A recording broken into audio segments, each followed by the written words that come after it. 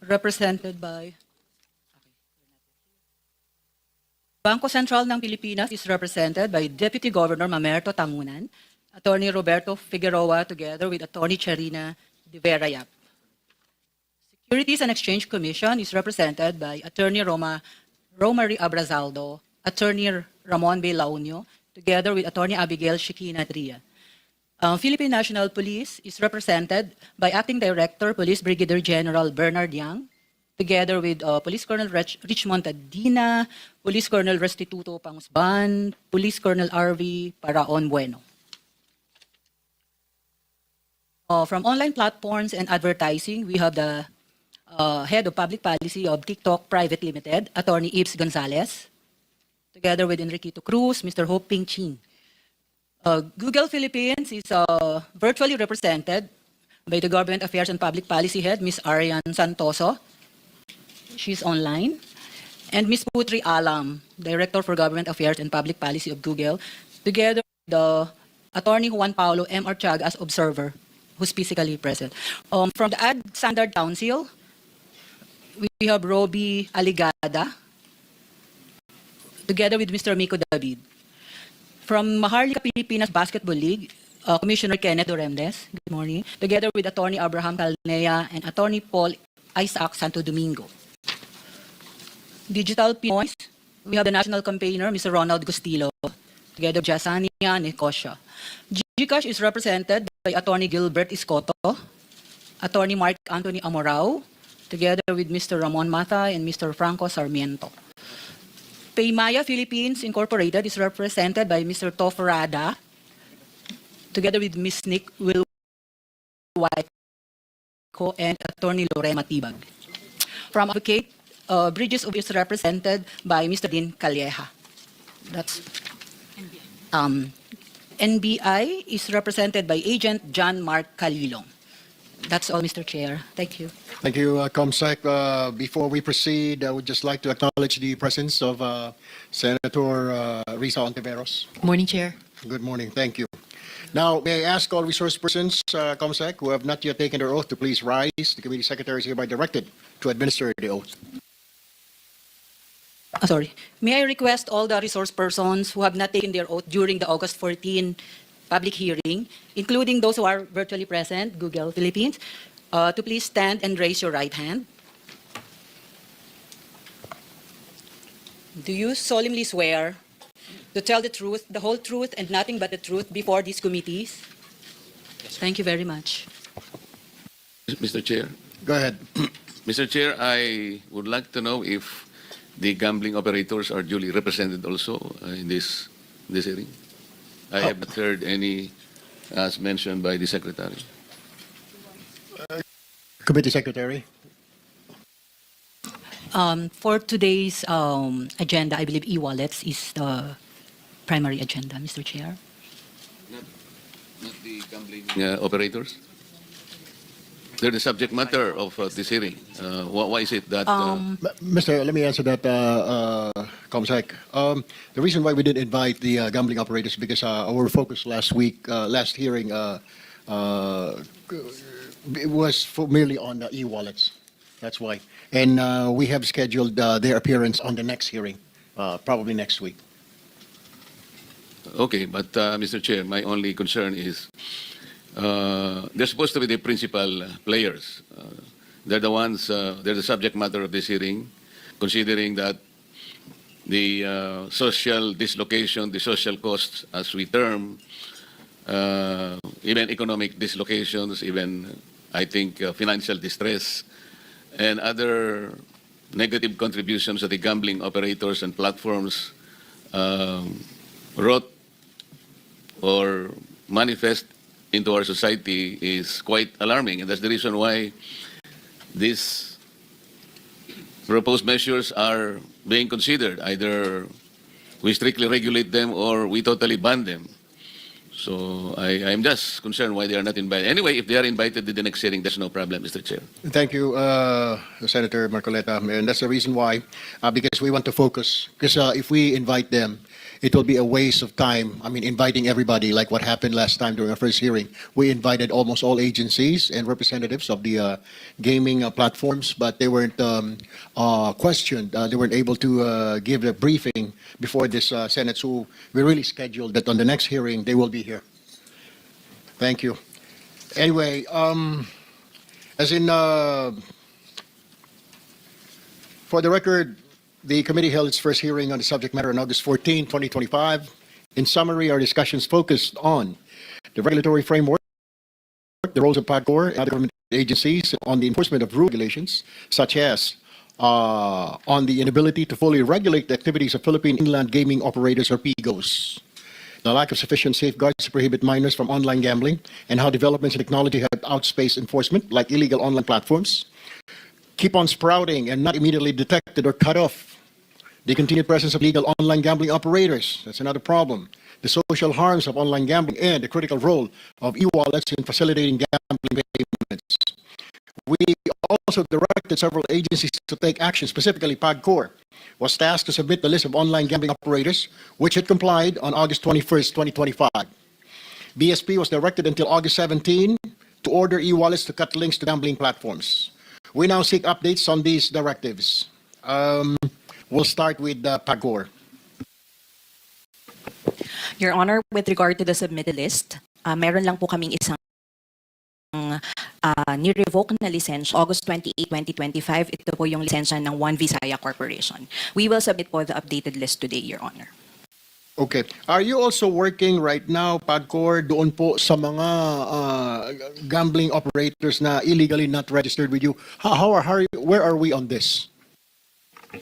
Your Honor, Mr. Chair, actually po, meron na po kami ngayon na ilo-launch na isang AI tool kung saan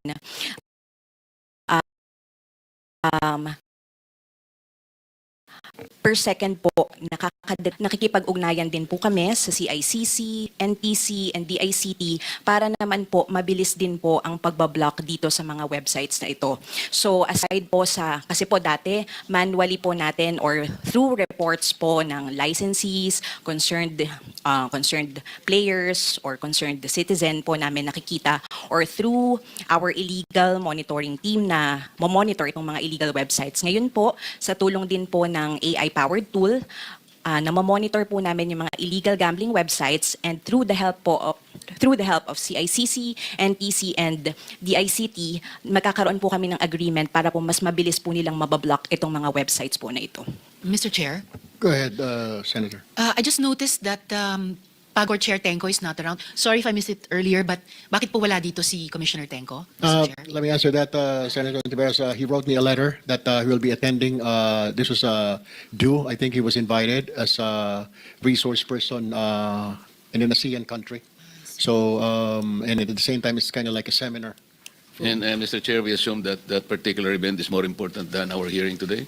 That's why he asked that he be represented by his officer, Attorney Fernandez. And Yes, he said he's capable of answering questions, Senator Marcoleta. By asking Mr. Chair that he be represented by several people here, we assume that that event that he went to is more important than our hearing today. I'm not very sure, Senator, but he officially asked for permission. So we gave the permission, and he would be back. And definitely by the next hearing next week, he will be here. What he told me was that he will be represented by officials of PAGCOR who will be able to answer our questions. And we In that will case, assume, Mr. Chair, I'll reserve my questions for Attorney Jessa Maris. Thank you. we will Chair. assume further, Mr. Chair, that the representatives are all in a position to bind their principal. They can answer questions that are directed to him. I believe so, Senator Marcoleta. That was I was informed. I was told by PAGCOR chair before he left yesterday. That he can be bound by his representatives. That PAGCOR can answer. Thank you. Anyway, let's go now to the Bangko Sentral Pilipinas. Was directed until August 17 to order e-wallets to cut links to gambling platforms. Now, Mr. Chair? Yes, Before we leave PAGCOR, may I propound my questions now to Attorney Fernandez? we can come back. Thank you, Mr. Chair. Senator Risa. All right, Mr. We'll Chair. just go. We're asking right now for an update on our directive last meeting, our hearing, to remove from e-wallets the links to gambling platforms. What is the status on this, BSP? Good morning, Your Honor. So, as of end of day of August 16, all the Bangko Central supervised institutions have complied. That includes 38 non-bank electronic money issuers, or commonly referred to as e-wallets. And we have verified that the links no longer exist, nor they are working already, Your Honor. Mr. Chair, Go ahead. just to follow up, Mr. Tangonan, all the links have been severed? Yes, Your Honor. So all links have been taken down, and where they were not taken down, but they were not working, meaning if you click the link, it will not proceed to any site. By all links, if you click them, will not proceed. Correct. Ibig niyong sabihin, wala na sa loob ng mga e-wallets yung gambling platform links. Yes, it's the compliance of others is the icons no longer appear. The others, the form of compliance is that when you prior to removal of the icons, when you click them, it's a broken link, so it just leads to a notice that all links have been disabled. But you do know, sir, the Bangko Sentral knows na pwede pa ring mag-cash in at mag-cash out sa pamamagitan ng mga e-wallets for purposes of gambling on online gambling platforms. Alam niyo naman po yun, sir. Yes, Your Honor. So I will pursue that later also, Mr. Chair. Okay. Kasi ibig sabihin po, sir, hindi pa nasusunod talaga yung utos ng komite. Your Honor, the order we issued to the supervised institutions is to remove the in-app links. Now, with regards to the basic payment services, that's because that is the online gambling operators, as far as their license, they're considered legitimate entities, and so the purpose for which the top-ups are being used is for a legitimate purpose, and therefore there's no basis to deny that service, Your Honor. I'll pursue that later, sir, and Mr. Chair, dahil bagamat legitimate purpose na sinasabi, but is it a beneficial purpose? O purpose po ba siya na may harms din? In which case, I would, as a member of the committee, still like to pursue yung utos ng komite na putulin talaga yung link between the online gambling platforms at saka yung mga e-wallets. Salamat, Mr. Chair. Thank you, Senator Risa. For today, the committee will tackle on what was left behind in the previous hearing. We will focus on the following. First, lapses in the regulatory framework. Bakit patuloy po na luganap ang online gambling kahit na may mga batas laban dito? Okay, na may kukontrol sa mga ito. Bakit nakakalusot? Even the illegal sites, yun po yung problema natin. Kasi nababantayan nga po ninyo para patuloy na umuusbong ang mga illegal online gambling sites. Pangalawa po, the role of e-wallets, advertisements, and digital platforms. We will tackle that. Paano po nakaka-apekto ang aggressive advertising sa e-wallets and digital platforms sa kabataan at vulnerable sectors? Nakikita po natin sa social media. Ipinangangalandakan pa, ipinagmamayabang na yung kanyang puhunan, 1,000 o 500 piso, nakakuha siya ng 15,000 para nag-iinganyo pa, which is, I believe, is not tama po kasi iniinganyo mo yung mga tao na hindi marunong magsugal, magsusugal ngayon sa konteng pera na meron sila.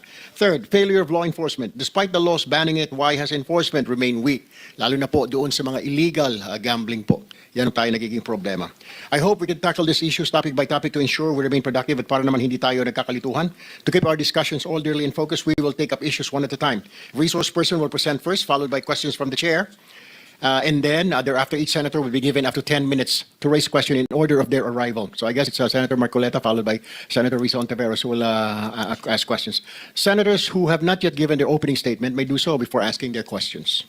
So for today's order presentation, BSP will present first, followed by representatives from the e-wallet providers, digital platforms, and advertising sector. If time permits, we shall also hear from the DICT and our law enforcement agencies. PAGCOR may be asked from time to time to make clarification as discussion progress or any of our resource persons. Okay, you have 8 minutes for these agencies to make your presentation. Please limit it to 8 minutes. Please keep it brief and straightforward. Go ahead. Mr. Chair, will we also hear from the health advocates like Bridges of Hope? Of course. We will give them time.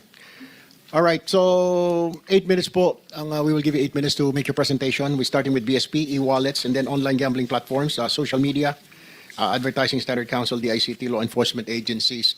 Before I proceed, I notice we have the representative from the Maharlika Pilipinas Basketball League. Am I correct, sir? Yes, po, Mr. Chair. Good morning. So you're the commissioner of the MPBL. Yes, po. And I was informed by former Senator Manny Pacquiao that the 1xBet is no longer your advertiser or sponsor in your league. Is this correct? Yes, correct, Mr. Chair.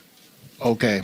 I'll be back with you later. So, Bangko Sentral, are you ready to make your presentation? Please make it brief and short, like around 8 minutes, please. Good morning, Mr. Chair. So thank you for the opportunity to address the critical issue of online gambling regulation.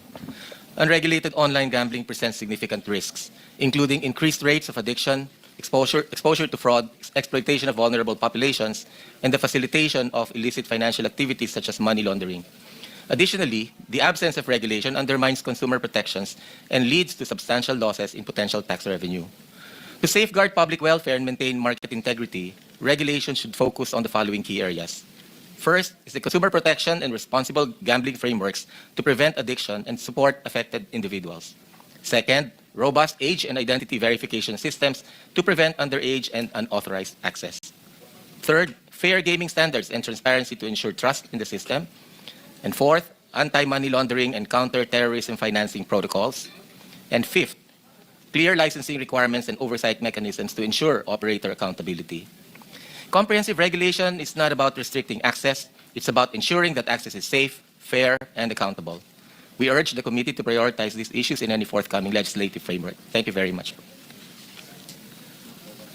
Are you done with your presentation? Yes, Mr. Chair. Okay. Senator Antiveros, you had questions earlier for Bangko Sentral. Go ahead. Yes, thank you, Mr. Chair. A couple more questions sa ngayon, Mr. Tangonan. Nakatanggap po kami ng reklamo sa opisina ko na kahit daw unregistered, illegal, online gambling, yung apps at websites nila pwedeng gumamit ng e-wallet, yung sinimulan po nating pag-usapan kanina, at pwedeng gumamit ng online banking para mag-cash in o kaya mag-cash out. How is this possible, sir? Mr. Chair, the one modality or typology that is being used is through the use of mule accounts, Mr. Chair. So what we do is we pursue these mule accounts and we direct the Bangko Sentral supervised institution concerned to look into the account and close the account if warranted. And of course, we direct the institution to apply the necessary safeguards and the fraud management systems so that they can better detect similar cases in the future. So, of course, Your Honor, it follows that when those directives are not followed, there would be corresponding sanctions, Mr. Chair. But of course, sir, Mr. Chair, mga corrective measures na ito, wala bang regulasyon at the outset, regulasyon sa mga payment system na bagsak sa mga illegal online platforms? Yes, Mr. Chair. We require the Bangko Sentral supervised institutions to practice stringent know your customer, know your merchant measures in order to ensure that only legitimate entities are given access to the financial system, Mr. Chair. But as we know, sometimes even individuals, Mr. Chair, they either sell or rent their accounts to other parties not known to the financial institution. And therefore, thanks to both houses of Congress, we have the Anti-Financial Account Scamming Act now, which enables us to run after mule accounts, Mr. Chair. And I suppose, sir, Mr. Chair, kung talagang stringent yung KYC nila, dapat, again, at the get-go, alam na nila kung sino ang mule accounts. And that's a big and bright red flag na hindi sila dapat mag-transact gamit yung ganitong klaseng mga accounts. Kumbaga, there's no excuse for that. There should be no need for corrective measures from BSP. Sila mismo ay dapat hindi gumamit at magpagamit ng ganong accounts. And in any case, sir, Mr. Chair, may mga online gambling platform na sikat kahit pa illegal. Hindi ba red flag na rin yan na napakalaking halaga ang tinatransact sa mga illegal entity na yan?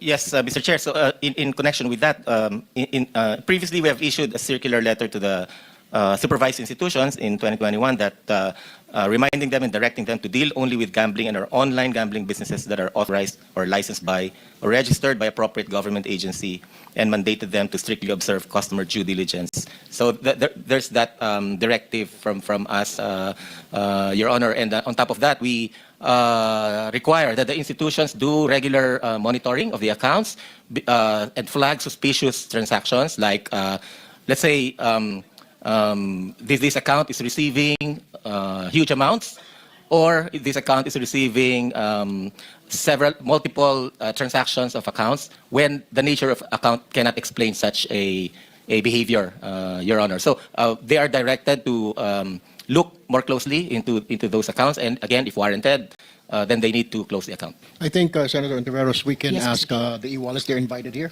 the GCash and PayMaya, on measures that they have in place so that yung mga illegal sites hindi na pwedeng gamitin itong kanilang e-wallets, GCash and PayMaya. I think they will have their make presentation after. Yes, Mr. Chair, I will also ask GCash and Paymaya. Just one last point kay Mr. Tangonan Go ahead. for the Bangko Sentral. Salamat, Mr. Chair.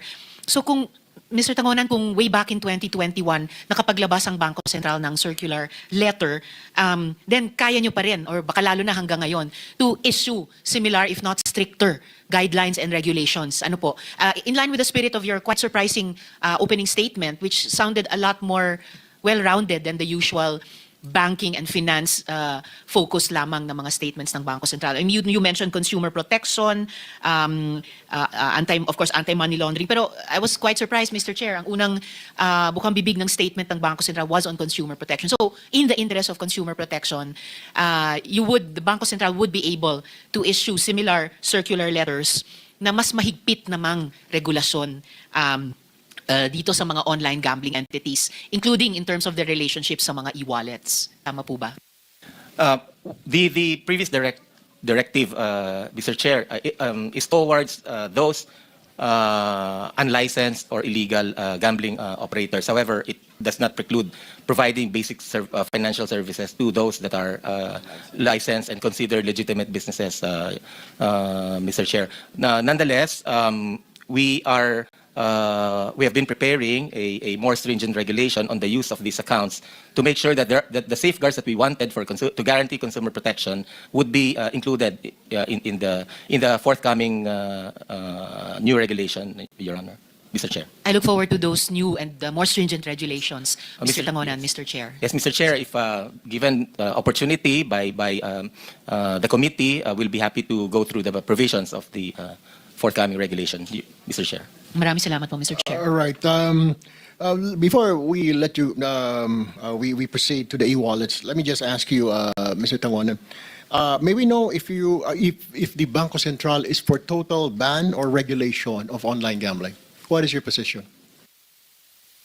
Mr. Chair, can I request our General Counsel to address the questions? All right. Okay. Good morning, Mr. Chair. Well, as far as the position of the BSP, Mr. Chair, is concerned, our position is, of course, that we defer to the wisdom of the of Congress, no, on how to proceed with this.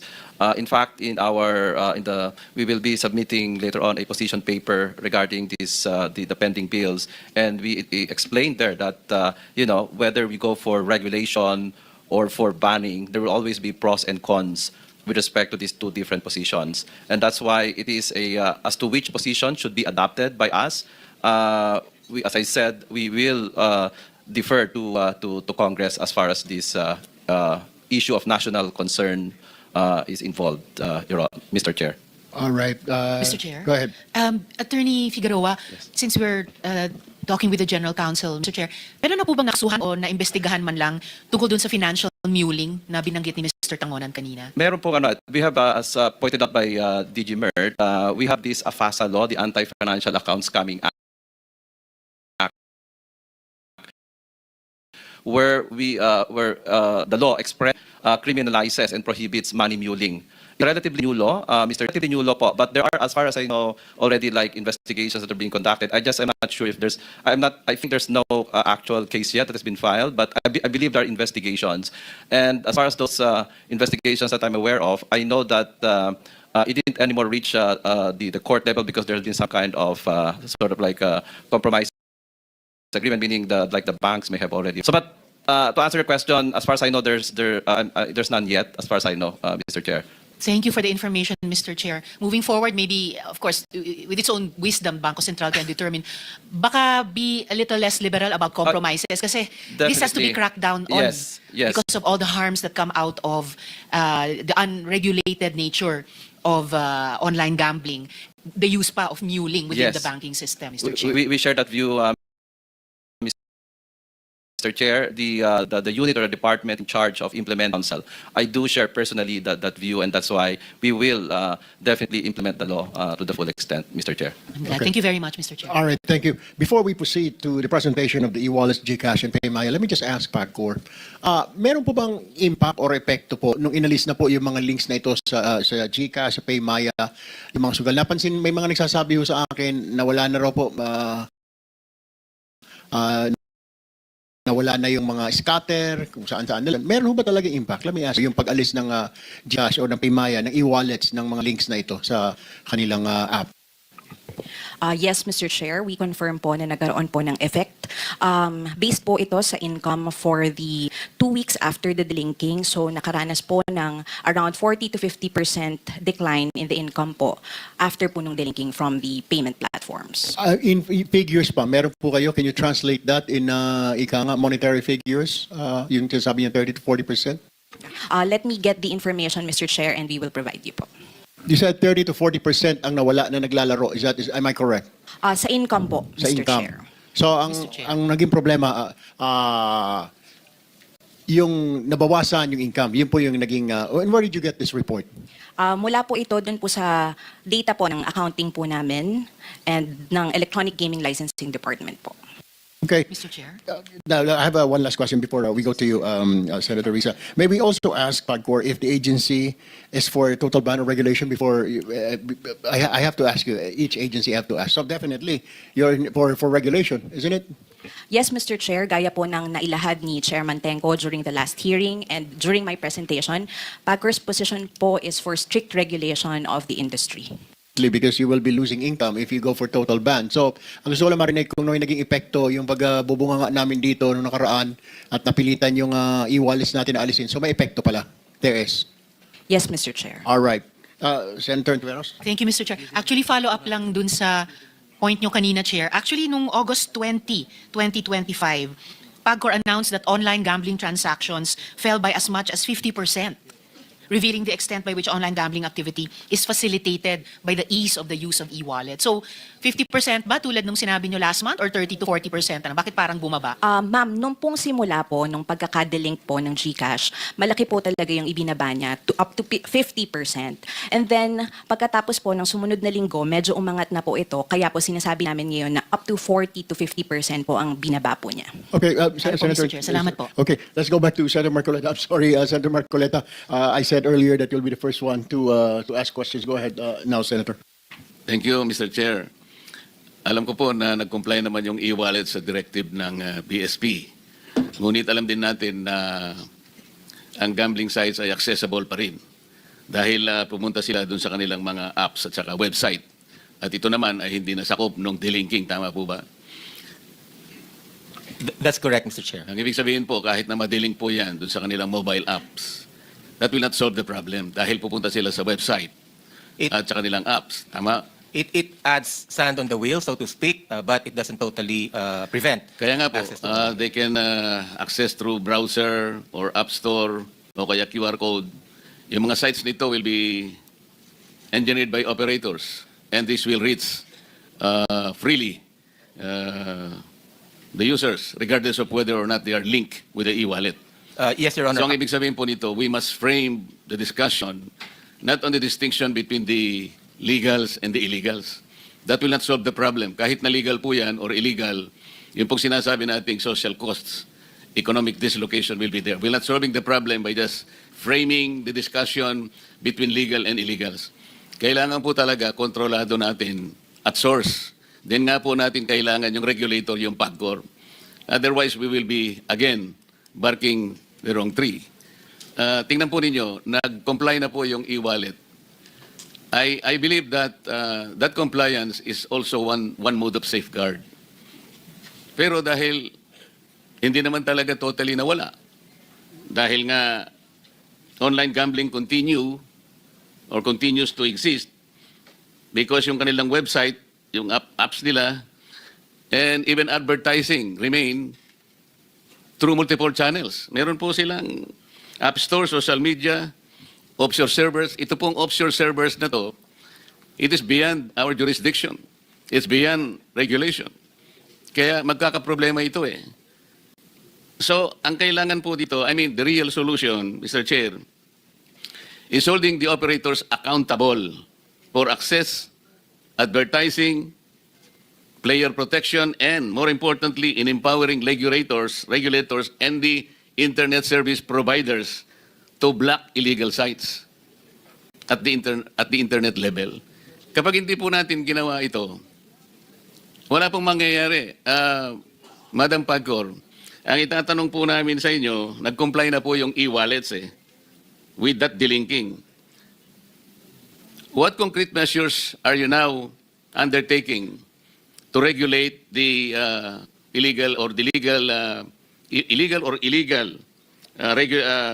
operators at the very source?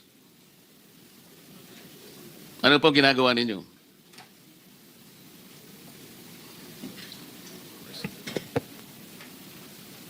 Your Honor, may I seek clarification on the meaning of at the very source? Ang source po talaga, di ba, yung, nasabi ko na to nung una pa Yung mga websites po, let's say yung Google Play, yung Apple Store. Okay.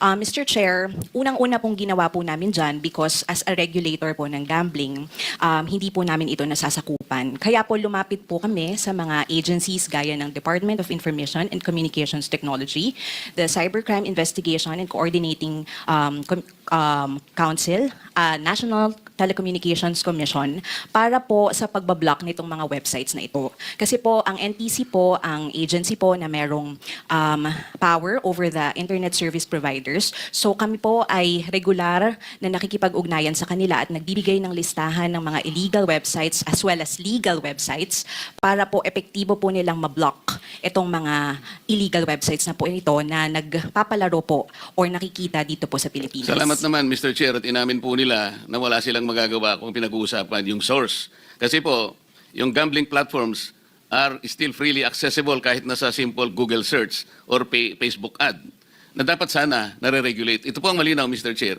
na hindi nyo mare-regulate ito. Hahanap po kayo ng tulong either sa DICT o sa NTC in blocking access. Hindi po ba, lalo na sa mga unlicensed. Ngayon, doon pupunta talaga rito. Ngayon, is the NTC or the DICT talagang nasa posisyon ba na gawin ito? Siguro, mapupunta na tayo doon sa pagtatanong, what is DICT or NTC doing or role in blocking access to unlicensed online gambling websites and apps? Kasi doon lang po ang gagawin ninyo. Doon lang kayo makakapunta. Yun lang ang makakatulong sa inyo. So we will not be able to do this unless you go and ask for the help of the ICT and the NTC. And how fast, for example, can the NTC or the DICT implement a takedown or blocking orders from PAGCOR or DOJ? Kunwari, nag-flag ang DOJ. How fast can that takedown be implemented, Mr. Chair? I think the CICC should be the right agency that we have to ask for. They're under the DICT. So how can the CICC, Mr. Chair, do that? For example, how fast can you implement the takedown or blocking orders once PAGCOR or the DOJ make the plug? With the permission of the chair, Mr. Chair. Go ahead. Mr. Chair, it's within 24 to 48 hours after we receive a complaint and verified complaint. For example, in the case po ng PAGCOR po, humihingi ho tayo ng certification kasi sila ho yung regulators ng mga legal na websites. Outside those legal websites, hihingi ho sila ng tulong ho sa DICT, CICC at NTC para i-block ho to. Within 24 to 48 hours so, na i-block naman ho natin tong sites na to within our Philippine jurisdiction po, Mr. Chair. So Mr. Chair, the CICC is in a position to take down or block in 24 hours? Correct, Mr. Chair. Yung pag-websites po, Mr. Chair. Are there penalties or sanctions for internet service providers if they fail to comply?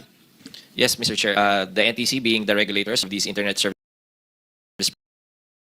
providers and as well as mobile network operators have jurisdiction and regulation power These clients. penalties? They range from fines po to the revocation of the licenses of these ISPs and mobile network Meron operators. ba, Mr. Chair, na capability ang DICT or the NTC? Meron siyang capability to block? Meron ba siyang tools? Right now, Mr. Chair, we are happy to inform you that we have successfully blocked more than 10,000 sites, illegal gambling sites, Mr. Chair. So we have the tools, Mr. Chair. So, sinasabi nyo, Mr. Chair, na talagang meron kayong tools either to block or monitor, take down the illegals? Mr. Chair, as to blocking, we have the capabilities. As to the monitoring, that's where we would encounter some challenges, especially the automation of that monitoring system, Mr. Chair. Are you sure na merong blocking capability? Yun ang importante, lalo na yung illegal. You have more than, let's say, 7,000 illegal gambling sites, gambling platforms. Talaga bang merong tools to block them? Sir, we have what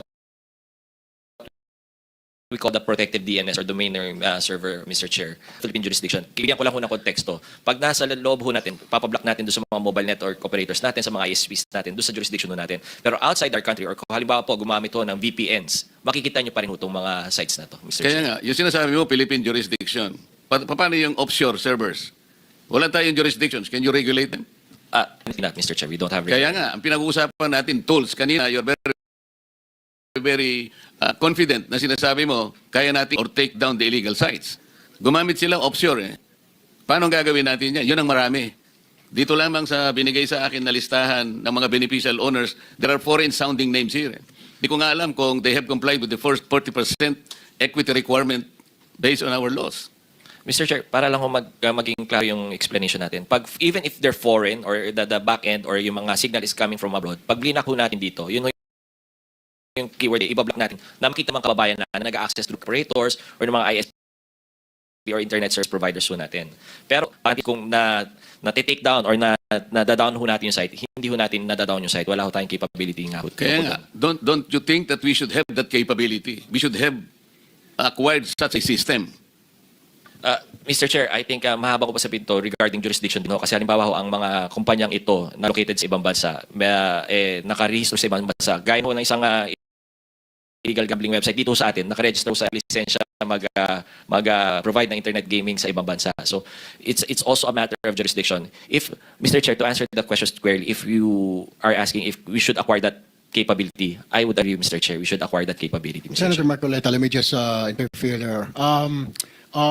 Yung sinasabi namin dito, yung isang prime example, yung 1xBet, napakalaking advertiser. Akala ko legit. Lahat ng mga tao akala legit itong 1xBet na gamit pa isang basketball tournament. Eh yung pala illegal. Mabuti nilang tinake down nila because after the committee informed them, sumunod naman, tinake down. And they were informed na kailangan magparehistro muna sila sa PAGCOR, which they haven't done yet so far. So paano ito? Tuloy-tuloy itong operation ng 1xBet. Ano ang plano rito? Anong gagawin natin dito?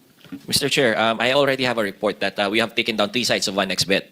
Nag-comply na ho yung mga mobile network operators natin since September 12 of itong taon na ho na to. Na-monitor natin, nag-comply ho yung mga mobile network operators ho natin. So again, dito sa ating jurisdiction, dito sa Pilipinas, hindi na ho dapat sila nakikita ng ating mga kababayan unless gumamit ho sila ng VPN. Ngayon, Interjection, Mr. Chair, with the indulgence of Senator Marcoleta. Salamat, Mr. Chair. Yun na nga po, so kapag gumamit sila ng VPN, na gagana pa rin yung website sa ngayon? Tama po, Madam Chair. So that's why kailangan natin yung sinasabi yung teknolohiyang yon. In the same way na nung pinag-usapan yung VPN dyan sa ating national grid, sinabi na kailangan natin yung teknolohiya i-override yon in effect para proteksyonan yung kuryente natin sa Pilipinas. In the same way, kapag yung mga foreign-owned na entities na yan, online gambling operators, gumamit ng VPN, we need the capacity here in country para proteksyonan yung ating mga kababayan from the effects lalo na of gambling addiction. We need the technology for that capacity. Yes, Mr. Chair, the capability to override those VPNs would help a lot, not only with illegal gambling, but also sa XSIM cases, scam cases po. Marami yung magagawa sana yung capability na ganun. Salamat, Mr. Chair, Senator Marcoleta. Thank you, Mr. Chair. Inamin mo kanina, kailangan natin talagang magkaroon ng capability, magkaroon ng, para sa ganun, either to monitor or take down or block, lalo na yung illegal gambling sites. Ang totoo niyan, ang PAGCOR naman, hindi naman kumikita dyan sa mga illegals na yan, di ba? So, dapat talaga meron tayong capability. What does it take to get that capability? Yung tools, yung system. Para wala na tayong pag-uusapan because there are only 2 options here. Ayaw naman ni Chair na totally ban dahil hindi naman kikita yung PAGCOR. Alam naman natin kahit paano yung PAGCOR nakatulong sa maraming ahensya ng ADAT. Ang ating problema talaga, kahit na legal o illegal, yung social ills nandyan talaga. Yun ang ating problema. So para wag na kaming magtalo, kung ban or regulation is okay. Kung nakaka-regulate talaga. That's why ang contention dito, are we in a position to regulate? Kaya nga ang PAGCOR, kaya hinahanap, kahit si Senator Risa, hinahanap si Altenco, Ako talaga siya, dahil siya yung bida rito, siya pa yung, kumbaga sa prosecution, nasa fiscal tayo, Chair, kompleto tayo eh. Yung biktima nandito, yung mga witnesses nandito, yung akusado ang wala. Kaya sa susunod na pagdinig sana, Mr. Chair, talagang gusto kong makita rito si Mr. Altenco eh. Alam ko, he is now being represented by so many ladies and gentlemen here, pero dapat nandito siya. Ito mukha nito, regulation ating pinag-uusapan na. I think this is the practical way to monitor, siguro. Kasi kung total ban, pare-pareho na tayong mawawalan talaga. Although, tama rin naman yun, Mr. Chair. Senator Marcoleta, let me just correct you on that point. Na up to now, some members of this committee are still for total banning. Titignan po muna natin ang pros and cons. But, well, yung iba, yung mga nag-file dito for regulation, may mga kasamahan tayo na for regulation, then they're for regulation. Pero ako at si Senator Ontiveros, we're still for total banning. So we're looking for si Senator Ontiveros, strict regulation dahil nakakatulong ang pagkor sa UHC, sa Universal Healthcare. Pero this representation would like to emphasize that I'm still for total banning. Pero may mga kasamahan ho kami dito. So we're still conducting this hearing to see the pros and cons. Diba?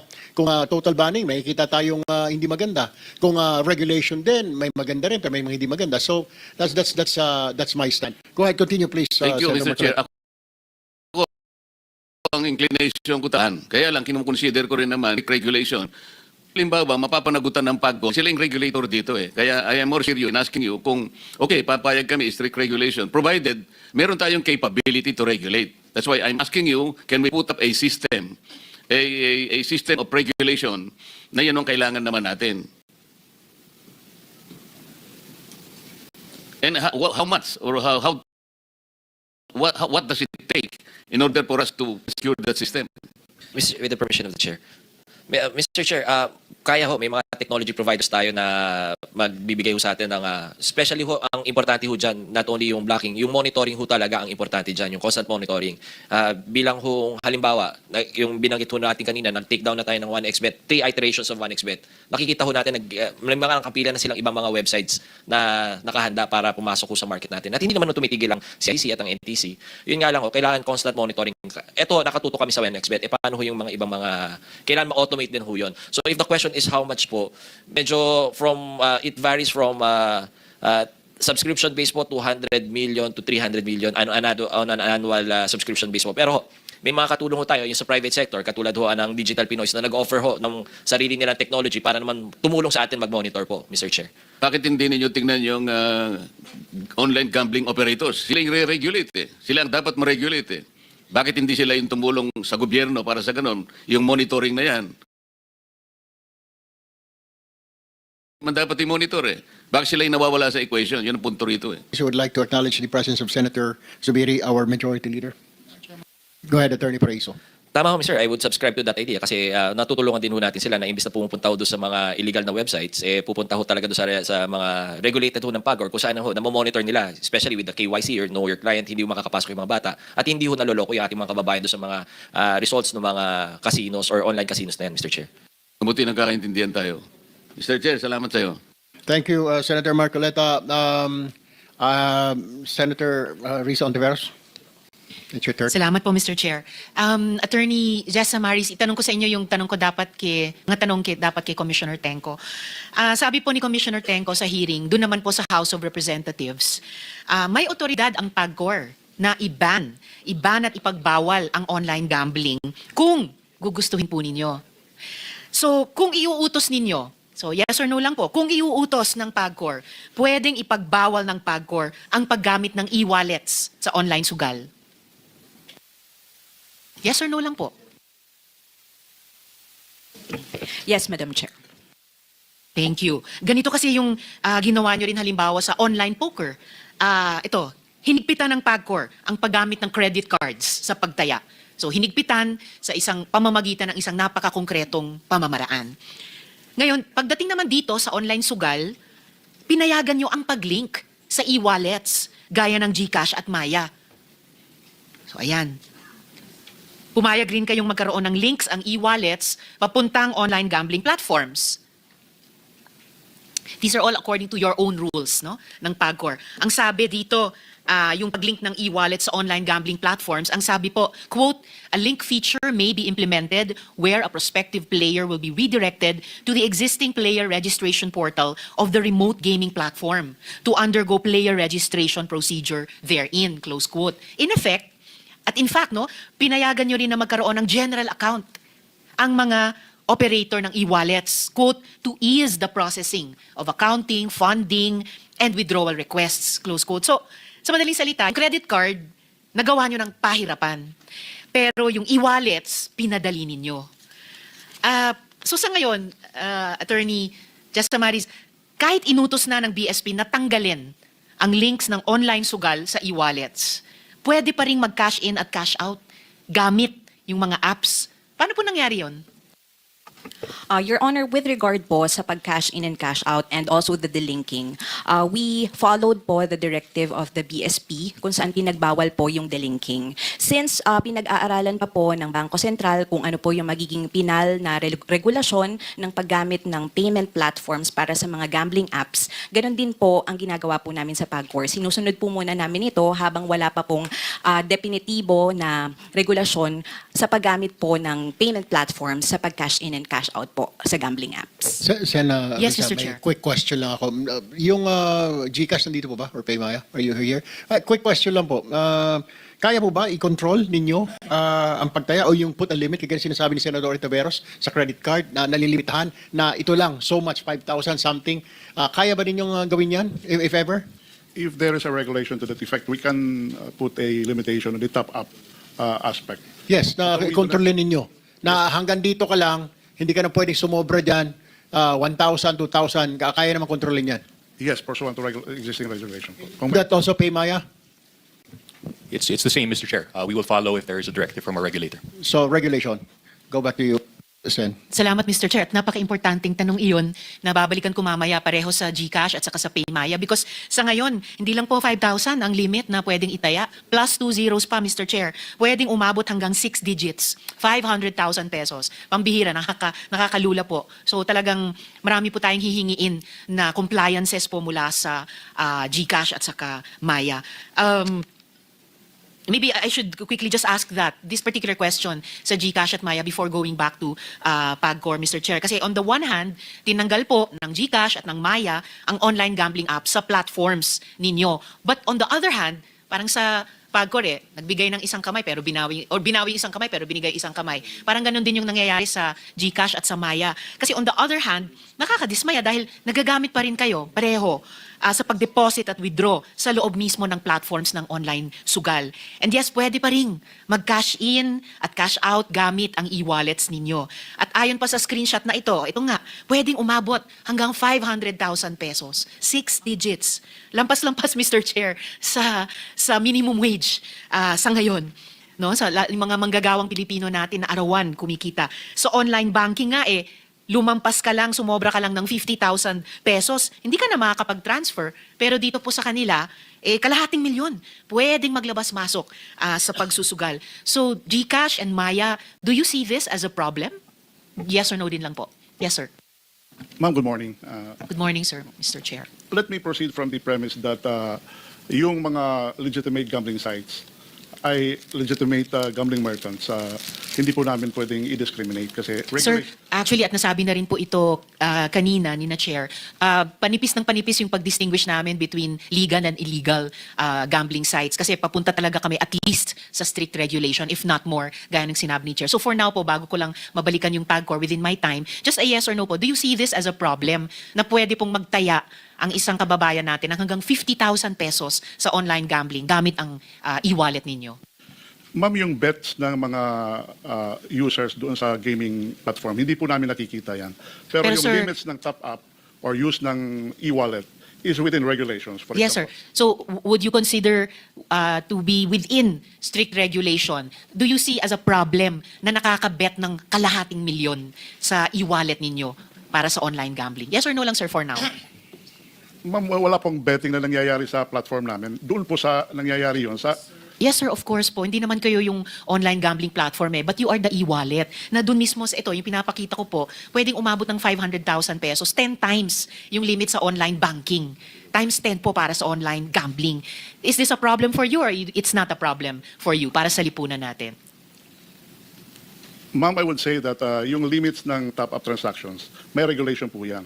For example, yung... Sir, it's okay. Please don't give me an example for now po kasi kailangan kong balikan ng PAGCOR within my time. I'm just sad to note, Mr. Chair, na hindi forthright, hindi makasagot ng simpleng yes or no. Could I ask Paymaya, do you see this as a problem na yung mga kababayan natin kahit yung mga arawang manggagawa ay kayang magtaya ng hanggang 500,000 pesos? Is it a problem or is it not a problem sa tingin ng Paymaya? Mr. Chair, we note the concerns raised by the senators regarding online gambling. However, stress that we are a payments platform. And as far as we are concerned, we process hundreds of thousands of different merchants that are legal and authorized in accordance with the regulations set by a regulator. So So, you're Mr. saying, Yes, Mr. Yeah, Chair. yeah, let me just add, Sen. You're saying, Paymaya and Globe, hindi nyo nakikita kung yung pag-top up sa inyo dadalhin sa sugal? Is this correct? Is that what you're saying? Hindi nyo nakikita? Unlike sa credit card na pupunta doon sa kuan, alam nyo na sa sugal talaga pupunta. Pero kayo, pag binet nila, ginamit nila, tap sila, hindi ninyo kayang kontrolin. That's what Senator Tiberes say, mga ordinaryong tao, ordinaryong manggagawa, unless kung mga milyonaryo, wala tayong problema, katulad ng mga taga-DPWH na yun. Pero itong ordinaryong manggagawa, tricycle driver, jeepney driver, kailangan siguro kontrolin. Can you do that? Can you control that? Mr. Chair, as far as we're concerned, we can only see the top-up amounts because gambling does not happen on our platforms. Mr. Chair, so both Paymaya and GCash can't answer with a simple yes or no na on the values level, hindi nyo nakikitang, if you could see kung gagamitin nila yung kalahating milyon para magsugal, would you see it as a problem or you still wouldn't care that it's a problem? Yun ang tinatanong ko po. May pakiramdam ba yung mga kumpanya ninyo if instead of using their hard-earned and saved money to pay for food, clothing, shelter, transportation, communication, basic needs, gagamitin nila for gambling? Is it not a problem or is it a problem or ano po ba? What we're looking for an answer, kung hindi po niyo masagot na yes or no, mas gusto ko siguro marinig namin na Senator Tiberes, pag-aaralan po namin. We will take a closer look because we're not. I know you're not prepared to answer that. I want an answer like, pag-aaralan po namin kung kaya pong i-control. We'll be happy with that kung hindi niyo masagot yung yes or no ni Senator Tiberes. For sure, Mr. Chair. To stress also, we advocate for the responsible use of our platform. So in line with that, if there is already abusive behavior that is happening using our platforms, that is behavior that, of course, we would want to curtail. So Mr. Chair, kasi salamat Mr. Chair, I'm less kind than the chair. Magwa one last try sana ako kung kaya nyo bang isipin kung problema ba ito or hindi. Even the fact na pag-aaralan ninyo, is it a problem or is it not? Or you're still unable to give a simple yes or no? Last try ko sa Paymaya. Madam Chair, not just for online gambling, but for any abusive use of our platform, we are against that. And we're in favor of measures that will curtail that kind of abusive behavior using our platform. Okay, Mr. Chair, salamat. At least kahit pahirapan, medyo lumalapit ang Paymaya sa online gambling kapag inaabuso siya as abusive behavior and something na tingin nila, if I'm not misinterpreting you, Sir Rada, something na dapat i-subject sa regulation or para lang sa akin lang po, Mr. Chair, strict regulation. Hirap pala makakuha ng simpleng yes or no sa GCash at Paymaya, Mr. What about Chair. GCash? You can form? On the premise given by Honorable Senator Riza Ontiveros, we recognize that there is a problem. But as Maya said, that any abuse or misuse of our payment system is suspended right away. Well, salamat Mr. Chair. Huli man at magaling, nasabi din ng Globe, ng GCash, nasabi din ng GCash na this is or this could be a problem. Salamat Mr. Chair. Do I still have a few minutes for PAGCOR? Salamat. Oh, okay, salamat Mr. Chair. So in my last minutes in this round, ituloy ko po sa PAGCOR. Natanong ko kanina po paano nangyari no na hinigpitan yung link or yung paggamit ng credit cards sa online poker pero parang niluwagan naman yung sa links ng online sugal sa e-wallet. At nasabi ko nga po kanina, para pong nagsarado ng pinto, nagbukas naman ng mga bintana. Bakit, itodo ko na po, Attorney Jessa Maris, bakit hindi na lang pong ipagbawal ng PAGCOR yung paggamit ng e-wallets sa online sugal? So ma'am, liwanagin ko lang po or balikan ko lang po yung kaninang statement. No? So we would like to clarify po that the use of credit cards or the use of credit in betting is prohibited in all kinds of games na nire-regula ng PAGCOR. So bawal po talaga yung uutang po kayo para po kayo ay makapaglaro or makapagsugal. Ngayon po, ito pong mga platforms po na ito na regulated naman po ng ating Bangko Sentral ng Pilipinas. Ito po kasi yung mga available ngayon para po makapag-cash in or ito po yung mga platforms na nagagamit ngayon ng mga manlalaro natin para po makapaglagay sila ng deposit sa kanilang mga account. So, ngayon po pinag-aaralan po natin na ano pa po ba yung mga ibang ways para po makapag-cash in sila. Sa ngayon po kasi ito po yung mga available, regulated well by the Bangko Sentral ng Pilipinas. So masisigurado po ng mga manlalaro at mga consumer natin na secure yung pera po nila at makakarating po ito doon sa online gambling apps kung saan po sila naglalaro. Pangalawa po, as far as based on my knowledge, meron din pong sariling KYC na ginagawa itong mga payment platforms na ito. Kumbaga nagkakaroon po ng double layer, knowing the customer and knowing the players, kung masasala na rin po nila, kung 21 years old po ba, itong mga naglalaro at nag-access po ng gambling apps. So ito po kasi, kumbaga, for PAGCOR's part, tinitingnan po natin na ito na may mga safeguards pa naman po na existing. Kapag po hinayaan po natin sila na pumasok na lang po sa mga platforms na hindi po regulated, mas mahihirapan po tayong protektahan sila. So, pag-aaralan po natin ito, pero po ito po yung paliwanag namin. Talaga pong credit card, hindi po yun allowed. Bawal po kayong mangutang, bawal po kayong mga loan sharks, most especially gumamit ng credit card para mag-register ng account. But these payment platforms po, kaya po natin pinapayagan po ito because we see that they are regulated as well. And meron po silang mga safeguards para po maprotektahan din po natin yung consumers natin.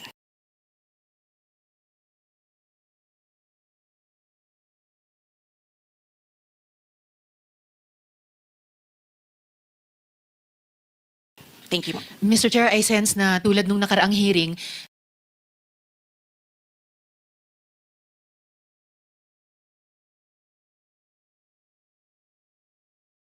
minsan magbabatuhan yung PAGCOR at saka yung Bangko Sentral kung ano yung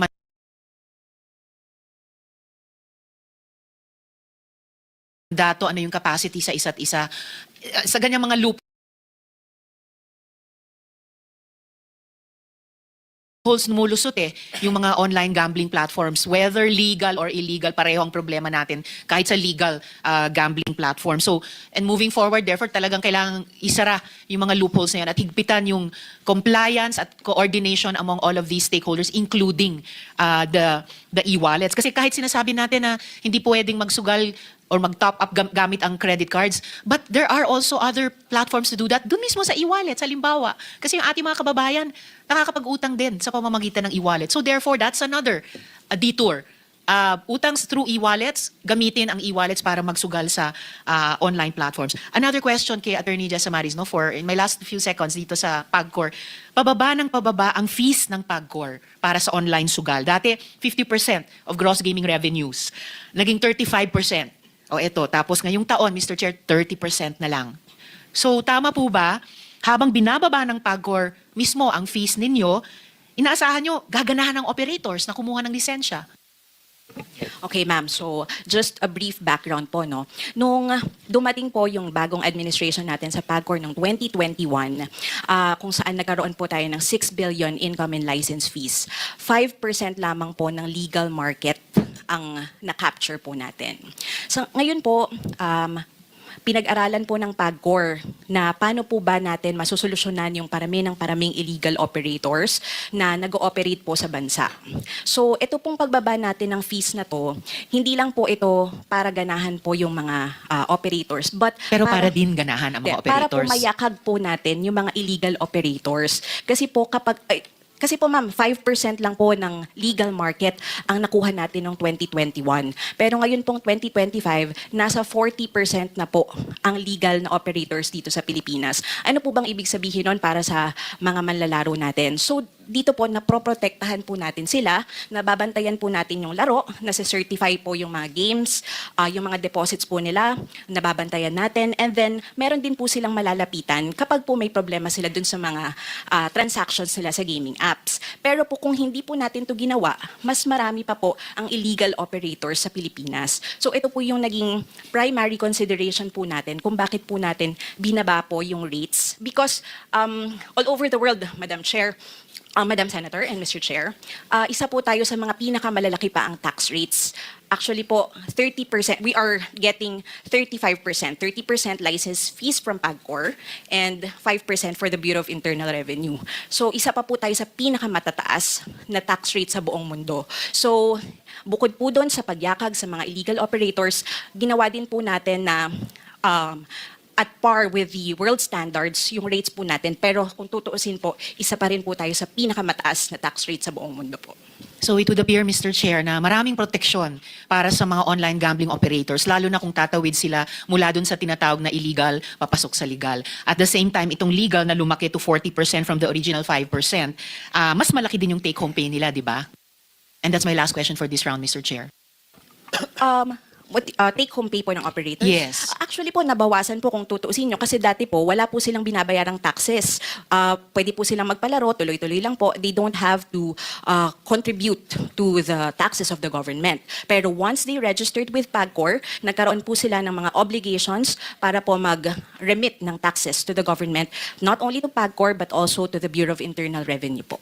Lastly, Mr. Chair, parang baliktad yung math dun po. Kasi kung bumaba yung fees from 50% to 35% to 30% of gross gaming revenues, ibig sabihin, mas malaki ang take-home pay nila. And anyway, my last point for this round, Mr. Chair, ay dahil marami pala ang protections para sa mga online gambling entities, operators na entities, we need more protections para sa ating mga kababayan. No? Lalo na yung mga arawang manggagawa at lalo na yung mga vulnerable sa online gambling addiction. Salamat, Mr. Chair. Salamat, Attorney Jessa Maris. Thank you, Senator Ontiveros. Before I give the floor to our Majority Leader, Mick Subiri, I will just have two quick questions for PAGCOR. Attorney Jessa, yung pong sinasabi ninyo na 40 to 50% income loss nung inalis po ng e-wallets, yung ikang gambling links sa kanila or sites, 40 to 50% loss po ba? Income yon ng PAGCOR or income po ng e-gaming operators? Income po ni PAGCOR, sir. Income ni PAGCOR. Okay. Now, my next question is, meron pong, will you consider po, yung meron po kasi dito sa Central Luzon, well, diretsuhin ko na po na pinapatakbo po ni Mr. Bong Pineda, sabong po sa San Fernando. Napapanood po siya sa Mexico, Pampanga, napapanood siya sa Angeles, napapanood siya sa San Simon, iba-ibang bayan. Pero yung sabong, live, doon sa San Fernando. Will you consider that illegal sabong? And sinasabi kasi niya, hindi raw kasi may sabong talaga. And yet, napapanood sa ibang mga lugar, nakakapagtaya sila doon. What is your thought on that? That is still illegal, sir. Because with the banning po of e-sabong, lahat po ng online forms ay hindi po pwede. So, ang pinapayagan lang po is yung actual sabong po. Actual sabong. So, ibig sabihin, hindi niya pwedeng i-broadcast yung sabong niya sa San Fernando, pwedeng mapanood sa Angeles, pwedeng mapanood sa ika nga dito sa San Simon, sa Arayat. Hindi, so, bawal na po. So, illegal yun. It makes it illegal. Yes, Mr. Chair. Illegal po. Take note, Philippine National Police and National Bureau of Investigation. Mag-itatanong ko po sa inyo yan mamaya. Alright, Senator Subiri, Majority Leader, go ahead po. Maraming salamat, Mr. Chairman. Mr. Chairman, gusto ko sanang umpisan itong umagang ito sa isang text na galing sa aking kaibigan na Police Lieutenant Colonel. And sana makinig po tayong lahat.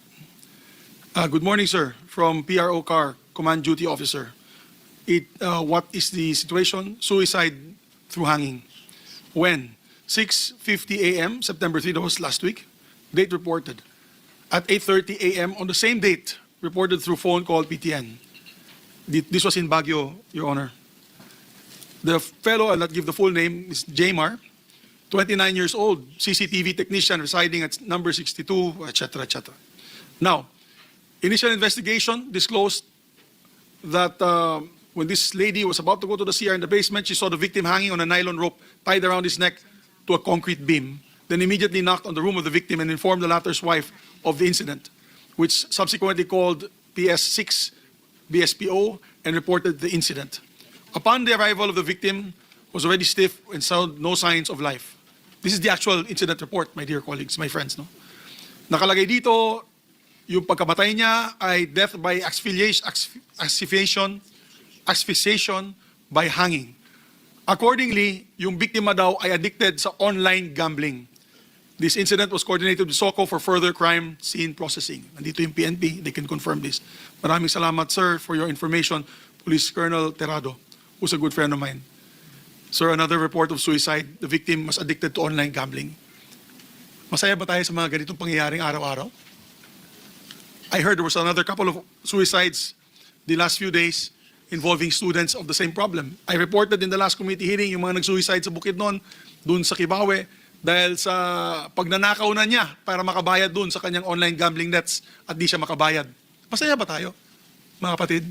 Are we happy with this? Is this how we want to be known? We're earning revenue by killing our own people? Di ba? We're no different from the Pogo na sindikatong namamatay din ng tao na hindi tumutupad sa kanilang mga usapan. Ito naman is suicide. Napakaraming suicide. And therefore, I want to ask actually, Mr. Chairman, if I may, Bridges of Hope, they were here in the last hearing. I was not able to ask them because we want to know now the rise in number of online gambling addicts. And I know this is a NGO that deals with them. May we ask Sir Dean Calleja to give us his insights on this issue on gaming addiction. Thank you, Mr. Chair, Senator Miggs. I'm sad to share with this body that with Bridges of Hope, we've been involved in addiction rehabilitation for more than 15 years. In the past year alone, 7 out of 10 of our admissions, our patient residents, are gambling related. We can't be surprised by this because we've been witness to the advertising that they've done online or the billboards. Most of the billboards are now gone, but the advertising push has been very strong. And many people do not see gambling as entertainment. If it's seen as entertainment, which is the healthiest way to see it, that would be okay. Unfortunately, there are many who fall for the temptation to rely on it as a form of livelihood. And they see it as a beacon of hope, na parang easy money. So, in our case, addiction is treatable, but there are many related afflictions related to gambling addiction. They sacrifice their relationships with their families, they sacrifice their financial health. Kumbaga, the simplest way to define addiction is hindi na nila nagagampanan ang mga tungkulin nila sa pamilya nila, hindi na nila nagagampanan ang tungkulin nila sa trabaho nila, and pag hindi pa sila kumita after sacrificing their work and family relationships, they fall into deep anxiety and deep depression and hopelessness. And I'm mentioning this, Mr. Chair, Senator Mix, because you mentioned the increasing suicide-related incidents related to gambling addiction. And it's a reality because they're so enamored by the possibility of easy money. It's an escape for them. Instead of focusing on their work or other important relationships or seeing the other things that are important to them, it's all they think about. And they think they can hide it, but eventually even people around them notice it. Nasasangla na lahat ng mga gamit sa bahay, they're not able to focus at work because the reality of addiction, all kinds of addiction, the reality is that's all they think about. And with gambling addiction, it's no longer something like if you're into illegal drugs, may pupuntahan ka pa, marami pang surreptitious activities na gagawin para makuha mo yung drugs. Yung alcohol, lalabas ka pa para bumili. But with gambling, it's so accessible. The online gambling aspect that has permeated our society, while I believe it should be treated as entertainment, there are many of our countrymen, mga kababayan natin, who do not treat it as entertainment and go far beyond its purpose of entertainment and rely on it as a solution to their daily financial problems or as an escape from daily life, which compromises them. It displaces them financially, it eventually displaces them socially, and it affects them emotionally. When a person is affected emotionally by gambling, that's all they think about, and even their families are also affected because try as they much and no matter how much they believe na tatago nila yung obsession nila or yung addiction nila, nakikita pa rin yun ng mga pamilya nila and mga office mates nila. And when they are compromised that way and they are confronted, people who care for them mention it, they become defensive and try even harder to hide it. And that brings them deeper into their shell, deeper into their depression and sadness and anxiety. And I mentioned that again because of the story that you shared earlier, Mr. Chair, Senator Miggs, about suicide-related gambling addiction. Just, Senator Mix, just to inform everybody here, if you're a resource person and being asked, please limit your answers to a few minutes, 5 minutes at least, so that we can entertain everybody today. Meron lang po ako quickly sa Philippine National Police and NBI. Nabanggit po natin yung 1xBet. Binaba na nga po, inalis na po ng Maharlika Pilipinas Basketball League sa pakiusap po natin. Pero you know where they're at, PAGCOR?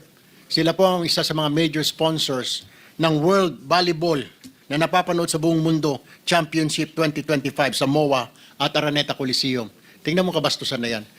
May we request the Philippine National Police and the NBI to check on this? Kasi nakikita ko po sa screen kanina na nakalagay pa sa floor, 1xBet. Pwede po sigurong tanungin natin PNP, NBI, yung organizers po na ito. Kasi pwede po sila makasuhan na parang kasabwat po sila dito sa illegal gambling. Tama po ba? Am I correct, NBI or PNP? Quickly lang. Pwede po ba? Pwede ninyo sitahin sila na Yes, sir. major sponsor na, illegal gambling operator na sa ibang bansa? Can we do that, right? Yes, sir. Can you do that? Can you send personnel there right Yes, now? sir. Yes, sir. NBI, can you also do that? Yes, Your Honor. Just to question them siguro, baka hindi nila alam. So you tell them that this is illegal and we are serious about this. Itong 1xBet na ito. Ngayon, napapanood pa sila gamit-gamit itong tournament na ito para mapanood sila worldwide, para lalong sumikat siguro, lalo pang tumaas ang revenue. So I ask you, okay, to check on this, to verify po, then kausapin po niyo siguro organizer, you saying because ito po ay illegal gambling operations. Maraming salamat po. Go ahead, continue. Senator Mix, I'm sorry. No, it's okay. Thank you, sir. Valid points. Now, I'd like to direct to my questioning to the PNP. Kasi nung last hearing, tinanong ko po sa kanila yan, meron ba tayong data, General Yang, dun sa number of suicides in the last year or in the last 6 months? Kasi suicide is treated, it's a death, right? It's always treated with suspicion, either there's foul play or not. So naka-record yan. Kung hindi natural yung cause of death, di ba, wini-record po yan, General. So, in the last few months, meron ba po kayong record sa number of suicides sa buong Pilipinas? Sir, to be honest with you, sir, right now I don't have the data, but for sure, sir, we have from the Directorate for Operations on the number of the suicide incidents in the whole country. So, please submit na lang, General, no? Hopefully, if there's another hearing, pwede natin ilabas ito, yung actual number. Kasi nakaka-alarma na eh. Halos araw-araw po kami, may nagre-report sa amin na may mga namamatay nga dahil sa online gambling addiction. And so please submit na lang, General, kung pwede. Yes, Your Honor, Mr. Chair. Going to the online apps, e-wallets, Your Honors, I was told, no, we had a very happy ending in the last hearing. No, it was quite happy and joyous when the central bank said that they were coming up with a circular to prevent the e-wallets from being utilized by online gambling apps. Is the central bank here? I'm sorry, I was not here when it was being introduced. Nandito ba yung central bank? Yes, Mr. Chair, I'm also here with DG Mert, Deputy Governor Mert. He just stepped away for a few seconds. I'll go with the e-wallets. So the e-wallets, you removed, if I'm not mistaken, you removed the gambling apps in your app. Is that correct? Yes, sir. Can I confirm with PayMaya? It's the same, Mr. Chair. But you did not remove totally the payment system. In other words, if you go into the app, kung pumasok po kayo sa app ng gambling, whatever, DigiPlus or whatever platform, nandun pa rin kayo. Is that correct? Yung mga legitimate gaming merchants, Yes, the legitimate, whatever the PAGCOR recognizes. nandun pa rin kami kasi hindi naman kasama dun sa memorandum circular na issue ng BIB. So, ibig sabihin, ano lang po yan, parang we just masked it. In other words, tinago lang po natin. Wala na po sa inyong app, pero nandun pa rin sa mga online gambling apps. So parang wala pa rin. In other words, of course, they said that they lost 30% income. Pero malalaman din ng tao yun. Mag-ano na lang tayo ng app. Let's just download the app. Because when we download the app, pwede pa rin tayo magbayad sa PayMaya and GCash. Tama po yun. Am I correct? Pwede pa ho sa... You confirm also PayMaya. I guess you guys Yes, it's still accessible. It's a duopoly, right? Unless other wallets are there. It's like the cell phone industry. Anyway, so my point being is, nandyan pa rin siya.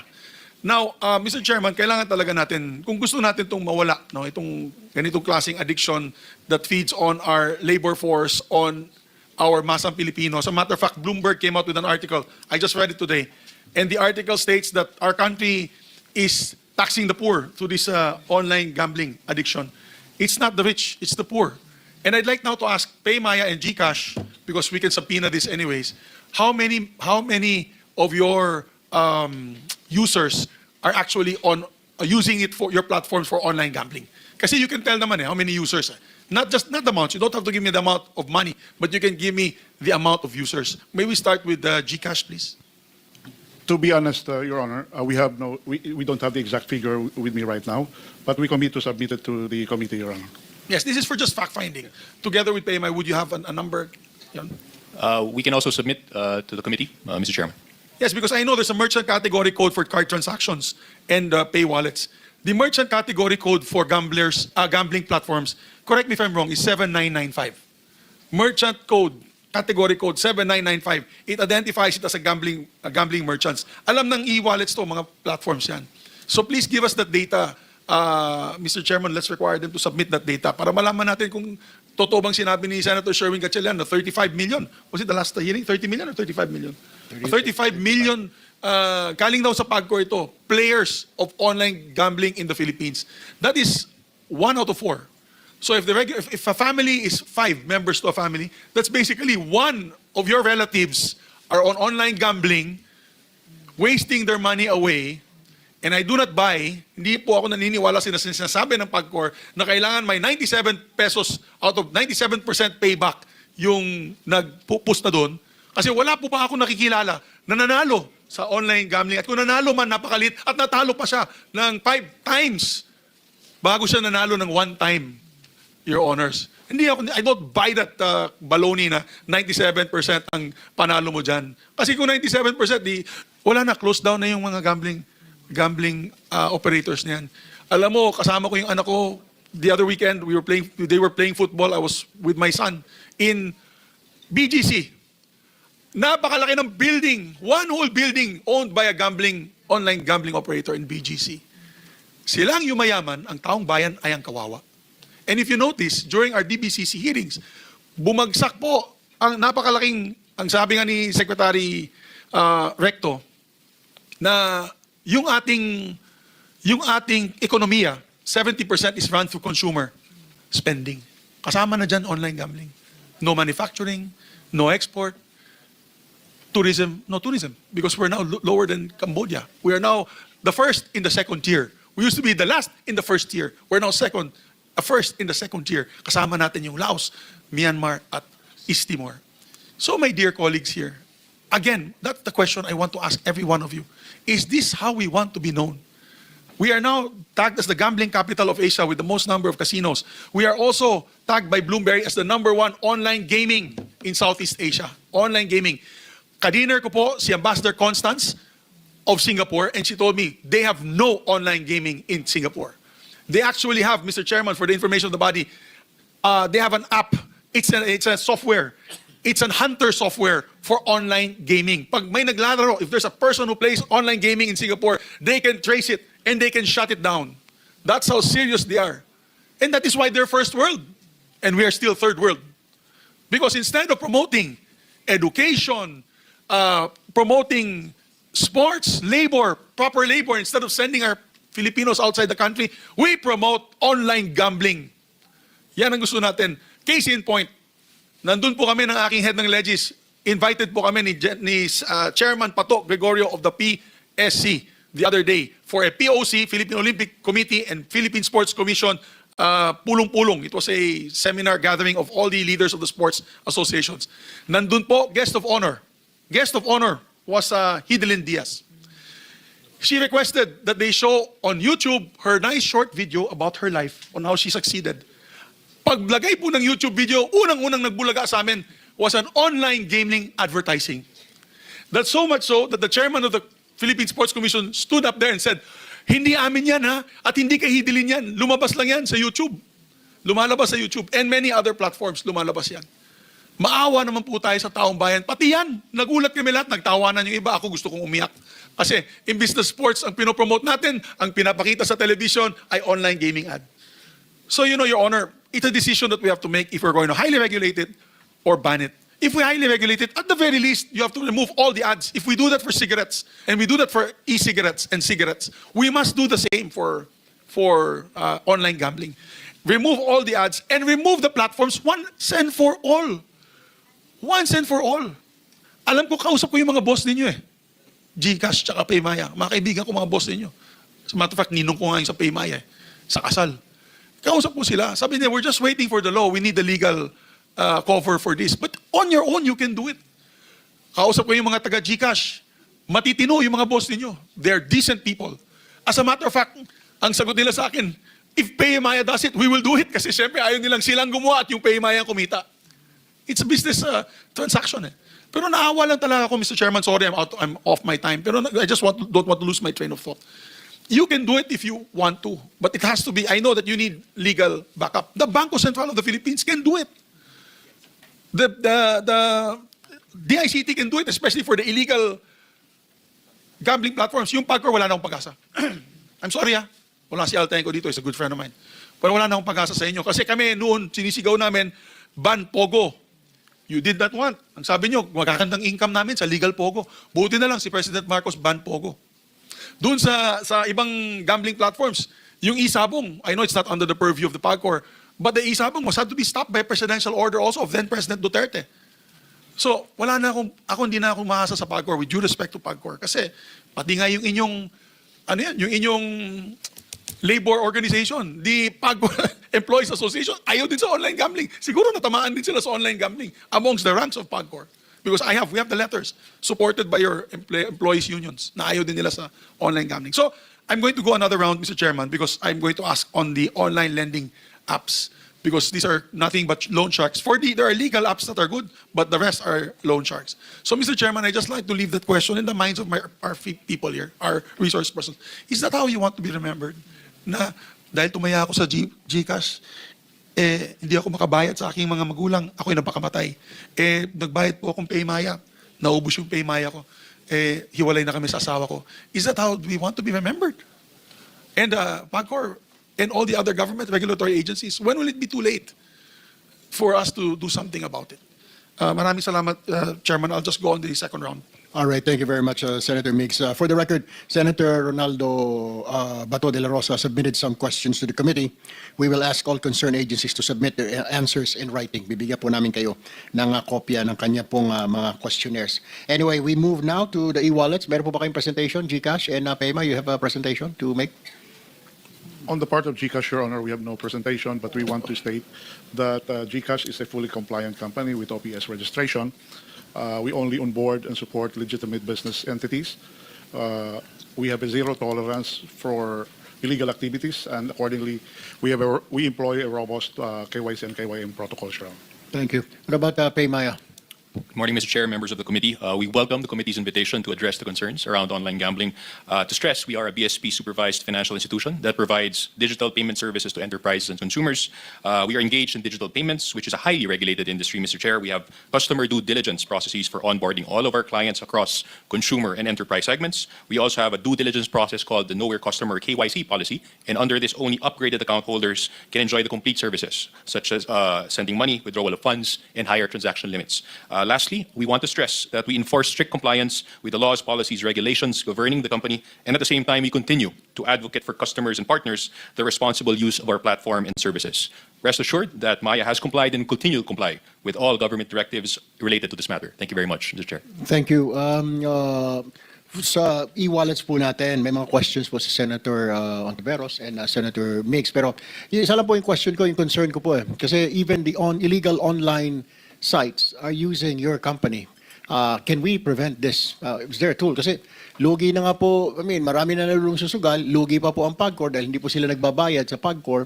So, mayroon po ba? Pinag-aaralan nyo na ba at this point? How to distinguish yung legal or illegal? Kasi yun po nagiging problema natin. Kaya ang lakas-lakas ng loob nitong 1xbet na ito. Pati yung online sabong pala, illegal pala yun. Doon sa Pampanga, illegal pala. Nagagamit ito yung sites ninyo. So, meron po bang way? Or are you studying right now how to control this, to check kung yung pera na galing sa inyo na itataya po nila doon sa mga legit na mga online gaming sites? GCash. Thank you, Mr. Chair. Ang GCash po ay nagpapatuloy i-monitor yung mga transactional behavior ng aming customers or merchants. At pag nag-violate sila ng aming risk protocols, sinususpend po namin. As I've said, zero tolerance po ang GCash for illegal activities. All right. What about you, Mr. Rada? Mr. Chair, we stress that we only partner with Pagcor licensed gambling operators, and we take our security very seriously. And when we see that our logo, our brand, is being used by these illegal sites, we proactively take action. As a matter of fact, in 2024, our security team was able to take down more than 200 of these online sites and online platform accounts in coordination with the lawful authorities. And we are also very much in coordination with the CICC and the PNP ACG to make sure that all of these sites are not using our logo and our facilities illegally. Mr. Chairman, one question to our e-wallets. You know, when an e-wallet is applied, there's basic information that is given, age, et cetera, et cetera. So, para to prevent students, people below 21 years old from entering this or using your sites or using your e-wallets for payments, because I know there are kids, students that have e-wallets, Paymaya or GCash. Dapat automatic siguro yan. Pag ginamit nila sa bayad, is it automatic already? You have this mechanism that do not allow them to play in these online gaming sites? Maybe we get at least an official answer from both. Yes, sir. Yung GCash po, hindi pinahintulutan yung mga minors natin mag-top up sa gaming wallets. In fact, yung from the ages 7 to 17, hindi po nila nakikita yung gaming icon noon nung hindi pa dinidilink po yung link sa mga gaming sites. For ages between 18 and 20, may gaming icon kaya lang hindi sila pinapayagang mag-top up doon sa gaming wallets nila. What is the law ba, Mr. Chairman? Diba? Is the law 21 years old? Pagcor, you allow only 21 years old, diba? Yes, sir, 21 and above. So that should be followed by both e-wallets. Opo, yun po ang aming sinusunod. Pag 21 and over, pwede ho kayong mag-top up sa gaming wallet po. Pero so meron na kayong mekanismo, both Paymaya and GCash, na pag 17 years old or 18 years old or even 19 years old, hindi na pa sila makabayad ng kanilang e-wallet in whatever form or whatever group of online gambling. Opo, meron po kami. Can I confirm also for the record with Paymaya? That is correct, Mr. Chair. As part of our due diligence process, we have a KYC mechanism that weeds out ineligible account holders. Oh, okay. All right, thank you, Senator Mix. Go ahead, Senator Tavares, your turn to ask your second round of questions. Thank you, Mr. Chair. Bago ko balikan yung GCash at saka Paymaya, balikan ko muna po yung PAGCOR, Attorney Jessa Maris. Just to continue yung kanina, no? yung punto ko rin talaga kanina, may kapangyarihan ang PAGCOR. May kapangyarihan kayo na i-control ang modes ng account funding, particular kung paano mag-cash in at paano mag-cash out. Sa pag-regulate niyan, may value judgment ang PAGCOR. Similar sa tanong ko kanina sa e-wallets, value judgment. May value judgment din ang PAGCOR sa pag-regulate niyan. Kaya ninyong ipagbawal ang paggamit ng e-wallets na mas kalat ang gamit sa karaniwang tao. Yung e-wallets na apektado, yung karaniwang tao na apektado sa pinsala ng online gambling. Bakit ayaw nyong gawin? So ma'am, kagaya po ng nasabi ko kanina, sa ngayon po, ito po yung mga platforms na, kasi po ayon po sa rules and regulations po ng PAGCOR ngayon, pinapayagan po ang mga BSP supervised or BSP regulated platforms para po sa cash in and cash out. So yun po yung sinusunod po namin ngayon. So with regard po to your recommendation, pag-aaralan po namin ito, pero po sa tanong nyo po kung bakit po pinapayagan pa natin ito, because we are still subscribing to the view na ito po, kasama po itong mga payment platforms na to sa mga BSP supervised and regulated entities na regulated entities po. Well, ang punto ko lang dyan, Attorney Jessa Maris, nakapagkilos ang PAGCOR proactively in the past, no? Vis-a-vis yung paggamit ng credit cards, vis-a-vis yung pagpapamigrate di umano ng mga illegal, papuntang legal, pagpapababa ng fees, percentages of gross gaming revenue. So surely, pwede kayong, at dapat, tingin ko lamang, Mr. Chair, dapat mas proactive pa kayo dito sa pagpigil ng harms ng online gambling, whether gamit ang e-wallets or iba pang issue dyan. So, speaking of which, Mr. Chair, balikan ko po yung mga e-wallets, so GCash and Paymaya. So, kanina natigil ako dun sa, do you see this as a problem, no? Yung pwedeng magtaya ng hanggang kalahating milyong piso. So, kung sakali, papayag po ba kayo na i-delink na din kayo o ipagbawal mag-cash in, ipagbawal mag-cash out sa mga online gambling apps? Yes, GCash, Mr. Chair. Ma'am, pag mayroon pong regulasyon na ganyan, kami ay may susunod po sa kautusan ng ating gobyerno. Salamat, Mr. Chair. And Paymaya? We will comply with the directives, Mr. Chair, of the BSP on this matter. So if they issue something related to this, we will follow. And if Congress passes a law to this effect? Absolutely, Mr. Chair. Thank you, Mr. Chair. So, backtrack lang ng konti. Kailan po nagsimula? Kailan nagsimula yung pagli-link sa app ninyo ng online gambling? Kay Maya? To the best of my knowledge, Mr. Chair, this was sometime in 2022. So, 3 years ago. And the GCash? More or less, Your Honor, the same, 2022 po. So, 2022. At kailan naman po nagsimula na pwedeng gamitin ang apps ninyo para mag-cash in at para mag-cash out sa online gambling? I believe, Mr. Chair, around the same time. So, around the same time for PayMaya and then GCash? Around the same time, Your Honor. Okay, so around the same time. So, mula sa simula, kompleto na yun. Pwede silang magtaya sa online gambling gamit ang e-wallets nyo. Pwede rin silang mag-cash in, cash out on. Nung magsimula, so 2022, na-link ang GCash at PayMaya sa eSugal, magkanong kinita? Mula nung 2022, magkanong kinita nyo sa online gambling? Isama na po natin yung placement fees sa app, pati na po transfer fees. Yes, GCash. To be honest, Your Honor, we don't have the exact figure right now, but we commit to submit it to the committee, Your Honor. Thank you. Would it be in the tens of billions of pesos? I am not sure, Your Honor. And PayMaya? The same, Mr. Chair, we can submit to the committee. We don't have the figures with us at the moment. Would it be in the magnitude of tens of billions of pesos? I would not know, Mr. Chair. So, Mr. Chair, we will await that submission from both PayMaya and GCash. And then, sirs, Mr. Chair, napansin po namin sa mga apps ninyo, mayroon, nabanggit ko rin po ito kanina, kaugnay ng PAGCOR, tsaka Bangko Sentral, mayroon na ring online lending sa apps ninyo. So, posible ba na yung i-cash in mo sa GCash or sa PayMaya para sa online gambling ay galing rin sa loan mo sa PayMaya at sa GCash? Posible po ba yon? Yes, GCash. Ma'am, yung GCash po, hindi po nagpapahiram o nagpapautang para apansugal ng mga customers. Ang disenyo po ng aming pagpapahiram ay towards the financial inclusion goal ng GCash para makatulungan yung nakakaraming Pilipino na kailangan ng assistance ng kagaya naming mga financial institutions.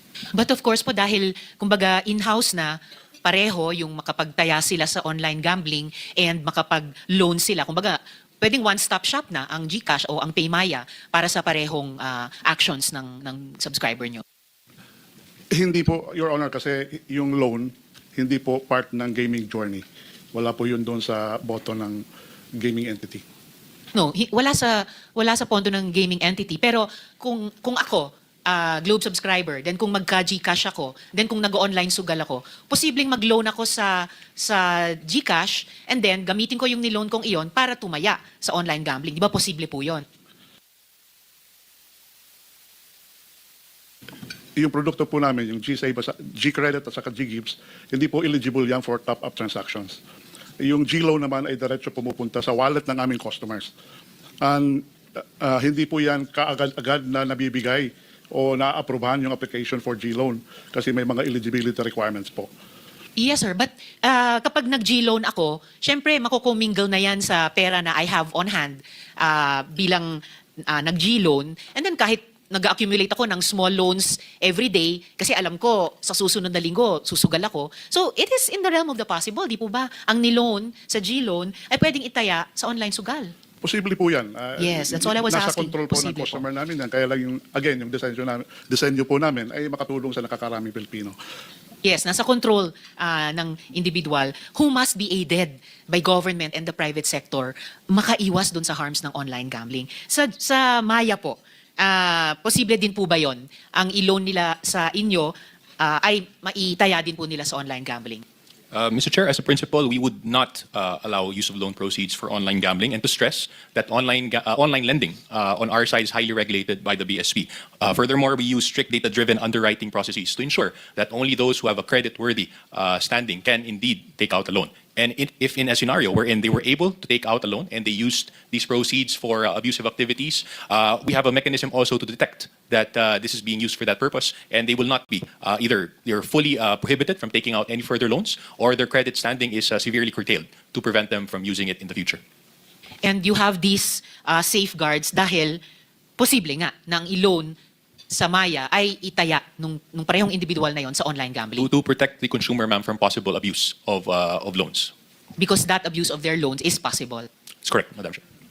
So kasi nga ang dinadrive kong point po ay kung walang controls, not just from government but from the e-wallets yourselves, hindi ba nalulubog lang nga sa utang ang mga users nyo kung ganito? Hindi lang nalululong sa online gambling, pero to feed the gambling addiction or the gambling obsession, pati sa utang ay nalulubog. Hindi po ba?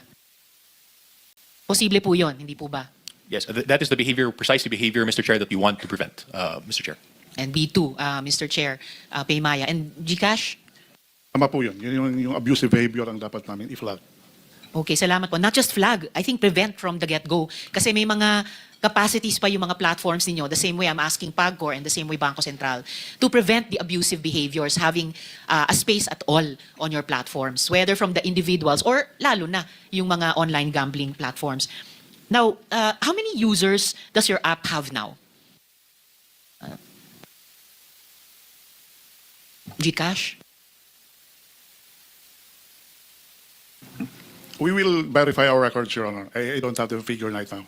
It would help, sir, Mr. Chair, if you could verify that during this hearing. And Paymaya? We'll look for the exact number and we will submit it to the committee, Mr. Chair. Yes, please. If you could submit it during the hearing, tulong po yun. Could you give us data on what percentage of your users clicked on online gambling links in your app? Ilang tao po ba yun? Globe? I mean, Gcash? As we have requested senators to be read for us to submit in writing, we will, Mr. Chair. Thank you, Mr. Chair. And Paymaya? It will form part of the submission as well, Mr. Chair. Salamat. It sounds like hindi masasubmit ngayong hearing, Mr. Chair. Pero kung kayang any pieces of this information during the hearing, makakatulong po para mas directed po yung mga tanong at mas ngayon pa lang matutulungan na kami magbuo ng mga rekomendasyon.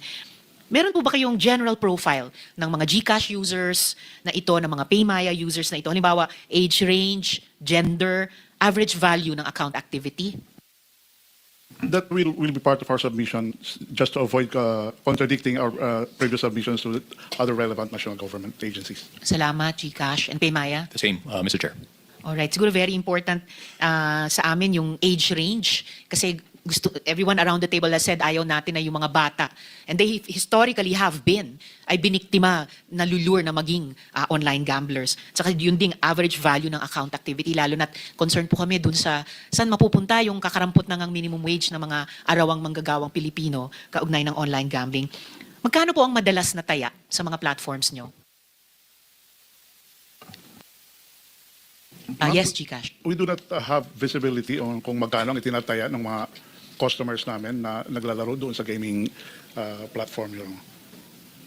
I'm beginning to think, Mr. Chair, na baka kailangan mag-develop ng technology for all the stakeholders na magkakaroon ng mas maraming compliances at accountabilities, bunga hopefully ng committee report ng aming komite to include the e-wallets having visibility on this. Paymaya? Mr. Chair, to reiterate, again, as a cash-in platform, we have no visibility over how much is used to play online gambling. The only visibility we have is how much is topped up. Salamat. What about, ilan po sa mga nag-access ng online gambling sa Gcash at Maya ay nag-access din ng utang sa Gcash at Maya?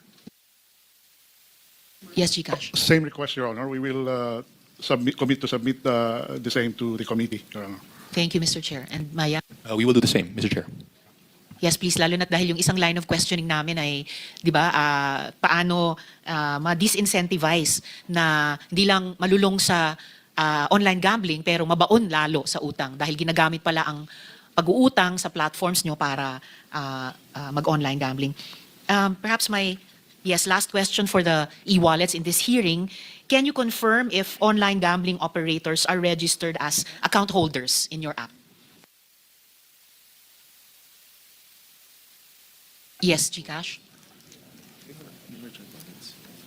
They have merchant wallets, Your Honor. They have merchant wallets, so they're considered as account holders In that sense, Your Honor. in that sense. Hey, Maya? Yes, Mr. Chair, they're classified as merchant accounts for us. Okay, merchant account holders, so they are account holders too. Paano nyo po binivet yung business accounts nila? Hey, Maya? Mr. Chair, we vet it with a list of licensed providers given by the PAGCOR, and then we ask them to submit a list of documents that would certify their legitimate business operations in the Philippines. And then from there, we establish that relationship as a merchant account with these gambling operators. And On the part GCash. of GCash, Your Honor, yung gaming industry kasi being a high-risk industry, ay sumusunod sa increased due diligence or enhanced customer due diligence. Hindi lang po lisensya ang tinitingnan namin, pati mga dokumento that will establish their legal existence, their operational structure, and the ultimate beneficial owner of the entity, Your Honor. Salamat. Oh, the beneficial owner, Mr. Chair, that's a very interesting question. Maybe I'll pursue that in the next hearing of vis-a-vis the gambling platforms. Perhaps last question for this round because I'm down to my last minute. Tinanong na rin ito ni Chair kanina, but you may want to add to this, no? May reports po na kahit illegal online gambling, pwedeng gamitan ng GCash at Maya. Ano pong response nyo dyan, GCash? Just like what I said, GCash has zero tolerance sa illegal activities. So, meron ding, pag meron kaming nakita na behavior na hindi sang-ayon sa risk profile ng customer, ay sinususpendiho namin kaagad. And Paymaya. To reiterate, Mr. Chair, we take security very seriously as well as the abusive use of our logo and brand. So in 2024, as we shared previously, we were able to take down more than 200 of these illegal accounts and sites in coordination with our partners in law enforcement. So we will continue to do so as we see these illegal sites using our logo and brand.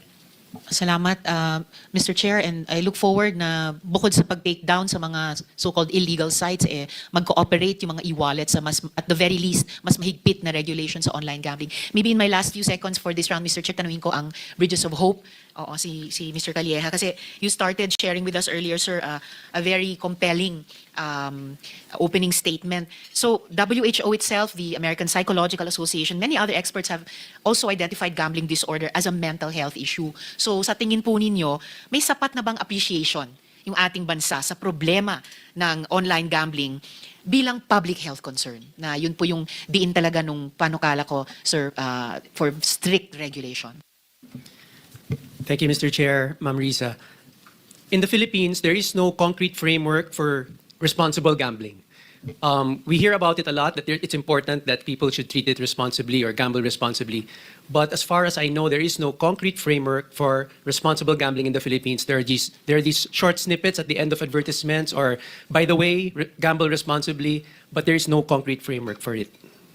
So just at the outset, napakalaking policy gap and consciousness gap para talagang ma-appreciate natin yung harms ng online gambling addiction sa ating mga kababayan and should lead us paano sila mapoprotektahan at paano matutulungan. So I'll pursue that in my next round, Mr. Chair. Salamat po, Mr. Calieja.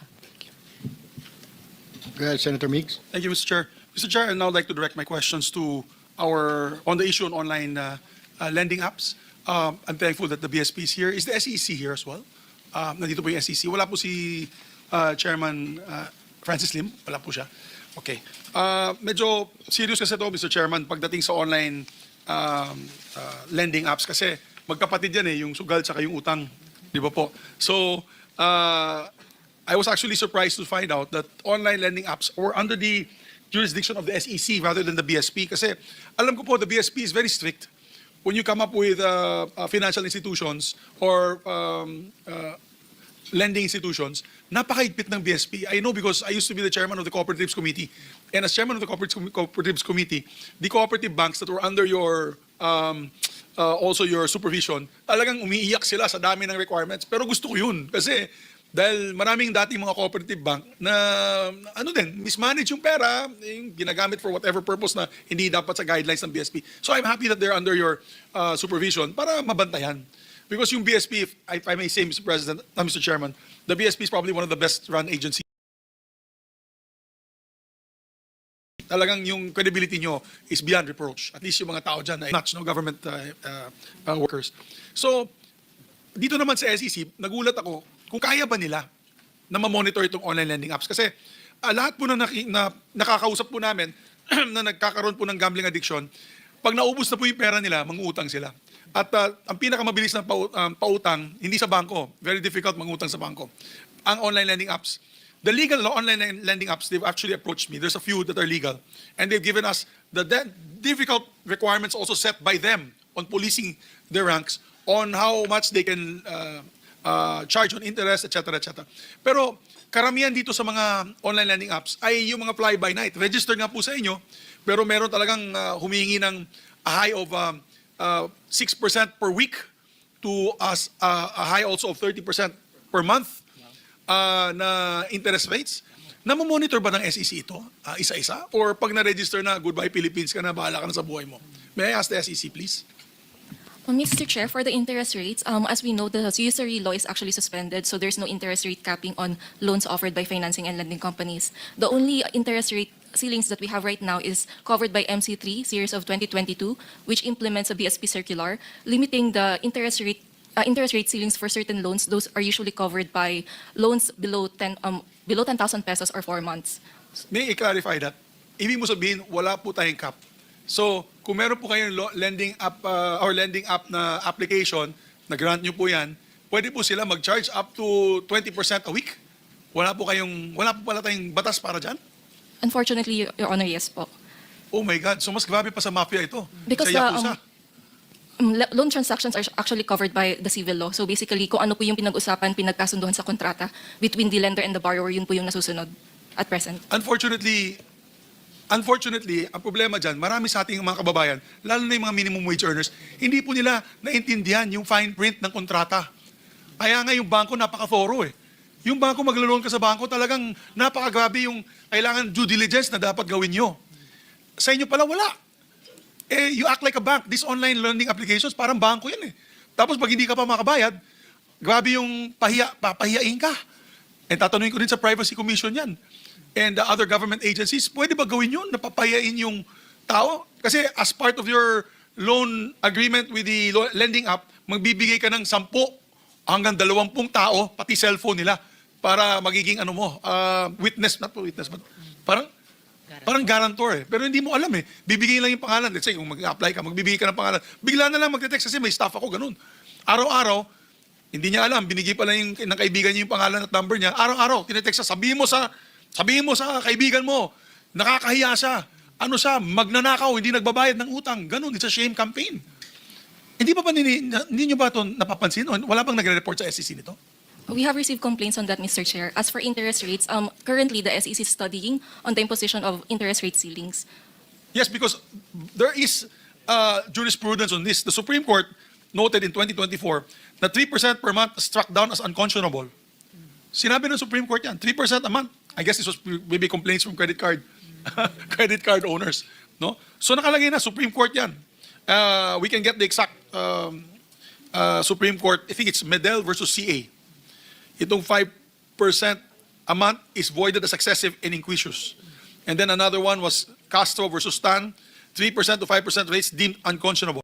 Courts reduced to legal rates. And then another recent 2024 ruling, 3% a month was struck down as conscionable. Kaya ba ninyo yan, na SEC, na maglagay na po ng cap para dito? We're currently studying it, Mr. Chair. But as for the cases that you've mentioned, as far as I know, for the court to actually rule on the unconscionability or on the high interest rates, I think a certain borrower would have to go to the court together with their loan documents and present it to the court. Yes, ma'am, but the SEC is the regulator, di ba? SEC is the regulator, Your Honor, Mr. Chairman. What you're trying to tell me as regulator, wala na po tayong magawa. Parang sa pangurakot, tapo na lang natin yung ballpen, drop the mic, and magnakaw na lang tayong lahat. Wala na tayong magagawa. You guys are the regulator, the SEC. Mr. Chair, we're currently studying it also. Every time you study it, there's a person hanging himself on the roof from the ceiling. Every time you're studying it, the delay, every day, because of this, ayoko na magmura kasi nagmura na kahapon si Senator Jinggoy, because of this abusive online lending apps. Yung mga legal, okay. Pwede nyo naman mamonitor yung legal. Pero sila na mismo lumapit sa akin yung legal at humingi ng tulong dahil hindi daw ninyo kayang i-regulate yung ibang fly-by-night na operators na nag-apply sa inyo. Maybe you should do a review, an audit dito sa mga kumpanyang ito na binigyan nyo ng permit. Madagdagan ko lang, Majority Leader Migs. Oo nga po, marami yung reklamo sa opisina po namin na pag naningil, sobra-sobra napakabastos papahiyain. Wala ho tayong ways to prevent this. Not only SEC, Central Bank, wala ho ba? It's beyond your control. Yung pag naningil, talagang papahiyain ka. Pag sasabihin, may kaibigan mo, sinabi, anak ka sa labas, etc. I mean, utang lang po yun. Utang na 2,000 piso, pinapahiya. Wala ho tayong mga regulation, I mean, and harassment to stop these people, this company? Iasa lang ho natin na sa cyberbullying. Dapat po, tanggalan ho na lisensya yung mga lending institutions na ganun. Di po ba? Dapat may mga ganun. Central Bank, SEC? Ano ho? Mr. Chair, the universe of lending companies online and otherwise may be divided into two, those supervised by the BSP and those supervised by the SEC. So for those supervised by the BSP, we have a circular regulating the market conduct or the practices of the lending companies in terms of collection and customer engagement. So hindi ho namin pinapayagan yung mga ganong methods that harass the borrowers, no. So meron naman ho silang recourse pag hindi makabayad, but not to resort to those kind of market conduct, Mr. Chair. SEC, so ang Central Bank, meron kayo, wala po kayong safety nets para po doon sa mga borrowers na maaring natanggal sa trabaho, hindi kaagad nakabayad o nagkasakit, yung pambayad niya ginamit mo na pampa-hospital o pang-enroll. Wala ho kayong ganon, SEC? Mr. Chair, we have a circular on unfair debt collection practices. That's MC 18, series of 2019, and it's also incorporated with the SEC rules and regulations for financial products and services Consumer Protection Act. What does it say? Can you give me a rundown or a gist of that circular? Basically, Mr. Chair, ang sinasabi po ng circular, yung mga certain acts na abusive collection practices, pinagbabawal po yun. For example po, yung pagmumura habang nangungulekta, yung pagtitreaten po sa buhay ng mga tao habang nangungulekta, yung mga usual po na... Yung pagpapahiya, nasasabihin, ikaw anak ka sa labas o ikaw hindi walang kwenta ka, tatay mo, magulang mo sa kulungan. O, Kasama din po yun.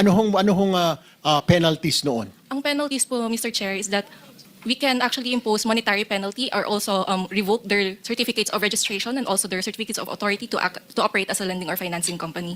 Mr. Chairman, tatanong ko lang, meron na ba kayo naparusahan? Meron At na po. ilan? Please give to the committee baka isa lang, dalawa, sa dami pong, may we know lang how many are registered with you, online lending apps po. For online lending apps, there are around 108 financing and lending companies that have a total of 168 online lending platforms. 168 online lending platforms. Please submit to us the list of these online lending platforms, yung mga, at saka yung mga sino ba mga may-ari nitong mga online lending platforms na ito. Kasi ang nangyayari po, parang loan shark ang dating eh. Yung tipo kung hindi ka magbabayad, bubugbugin ka pag makita ka namin. Di ba? Parang ganun ang dating eh. I would say, Mr. Chairman, if we pass a legislation, if we're going to really, bottom line, kung hindi po mababan at ang gusto po ng gobyerno ay highly regulated, ayaw naman po natin ma-veto ito. At pag naging highly regulated po siya, I would suggest that let's give it to the BSP. Let's transfer the responsibility of that from the SEC. Kasi yung SEC, hindi nga na, with due respect, medyo mahirapan nga yung SEC para mag-clean up ng corporations with illicit trade. Diba? That's where we go to get our details when we have investigations on illicit trade. Hirap na hirap din silang ma-regulate yun. So maybe what we should do is let SEC, Securities and Exchange Commission, concentrate on corporations and let's give the lending the lending, yung lending regulator to the BSP kasi sila talagang expert, tsaka mabilis gumalaw ang BSP. I know because I think the BSP monitors Paymaya and GCash, di ba? So, mas maganda yun. Ang ginagawa nila sa GCash at Paymaya na may highly regulated, they can make also bantay itong mga online lending apps, Mr. Chairman. I would suggest that in our committee report that the BSP take over. Kasi this has nothing to do with gambling, but although we're going to come up with legislation for gambling, isama na natin in the same bill yung online lending apps para may pasok din natin po yung issue na ito. Makasingit lang, Senator Mix. Meron ho ba kayo? Do you have a hotline for where customers, where consumers can report yung abusive behavior ng mga lending companies? Meron po ba kayo, SEC? Yes, Mr. Chair, nakapost din po sa website. Nakapost sa website nila kung saan sila pwedeng tumawag? Yes po, may sarili pong iMessage portal for complaints po against financing and lending companies. And gaano kabilis ninyo na-action na? For example, somebody will call your office or will complain through email na hinaharas na siya at na pinapahiya siya. How quick do you react? If by call po, parang ASAP po. Kapag by email po, usually within 2 days po na-actionan po kaagad. All right. What about Central Bank? How do you react or how quick do you take action? That's immediate, Your Honor, because we have an online bot we call BSP Online Buddy. So apart from coursing your complaints through the usual channels, email, call, there's that bot that users can use to log their complaints, and that immediately gets to our server. And the action that we take is to acknowledge it and also to direct the concerned financial institution to respond. And we monitor there's a certain number of days they're allowed to respond. And if the response is not satisfactory to the customer, then they can raise that for the next level, which is a mediation. And hopefully ma-resolve na doon. Otherwise, the customer can choose to elevate it to adjudication. And there, the BSP decides who's right or wrong. Last two questions na po, Chairman. Dito sa Know Your Customer policy of lending apps, I was informed that government-issued identification cards are processed by artificial intelligence. 5 to 10 minutes lang ang approval. 5 to 10 minutes lang ang approval daw nitong online lending apps. Kaya napaka-accessible nito at maraming na hindi nakakaisip dun sa mga fine print, ika nga, sa nilalagay. Baka hindi pa nga nila alam gano'ng kataas ang interest rates na babayaran nila. Hindi lang buwan-buwan, linggo-linggo. And so I want to ask, there was about 86 in June 25, it was reported that 86 victims filed complaints with the PAOK on intensifying its crackdown on abusive online lending platforms. Meron na bang, according to the PAOCC, which is the Presidential Anti-Organized Crime Commission, it's handling about 150 similar complaints. And it expects the number to rise, rather, as more victims come forward. Sino po itong mga online lending platforms na ito, SEC? Meron po kayong mga listahan nitong mga complaints? Or listahan ng mga kinomplain ng mga biktimang ito? We will just submit it to this committee, Mr. Chair.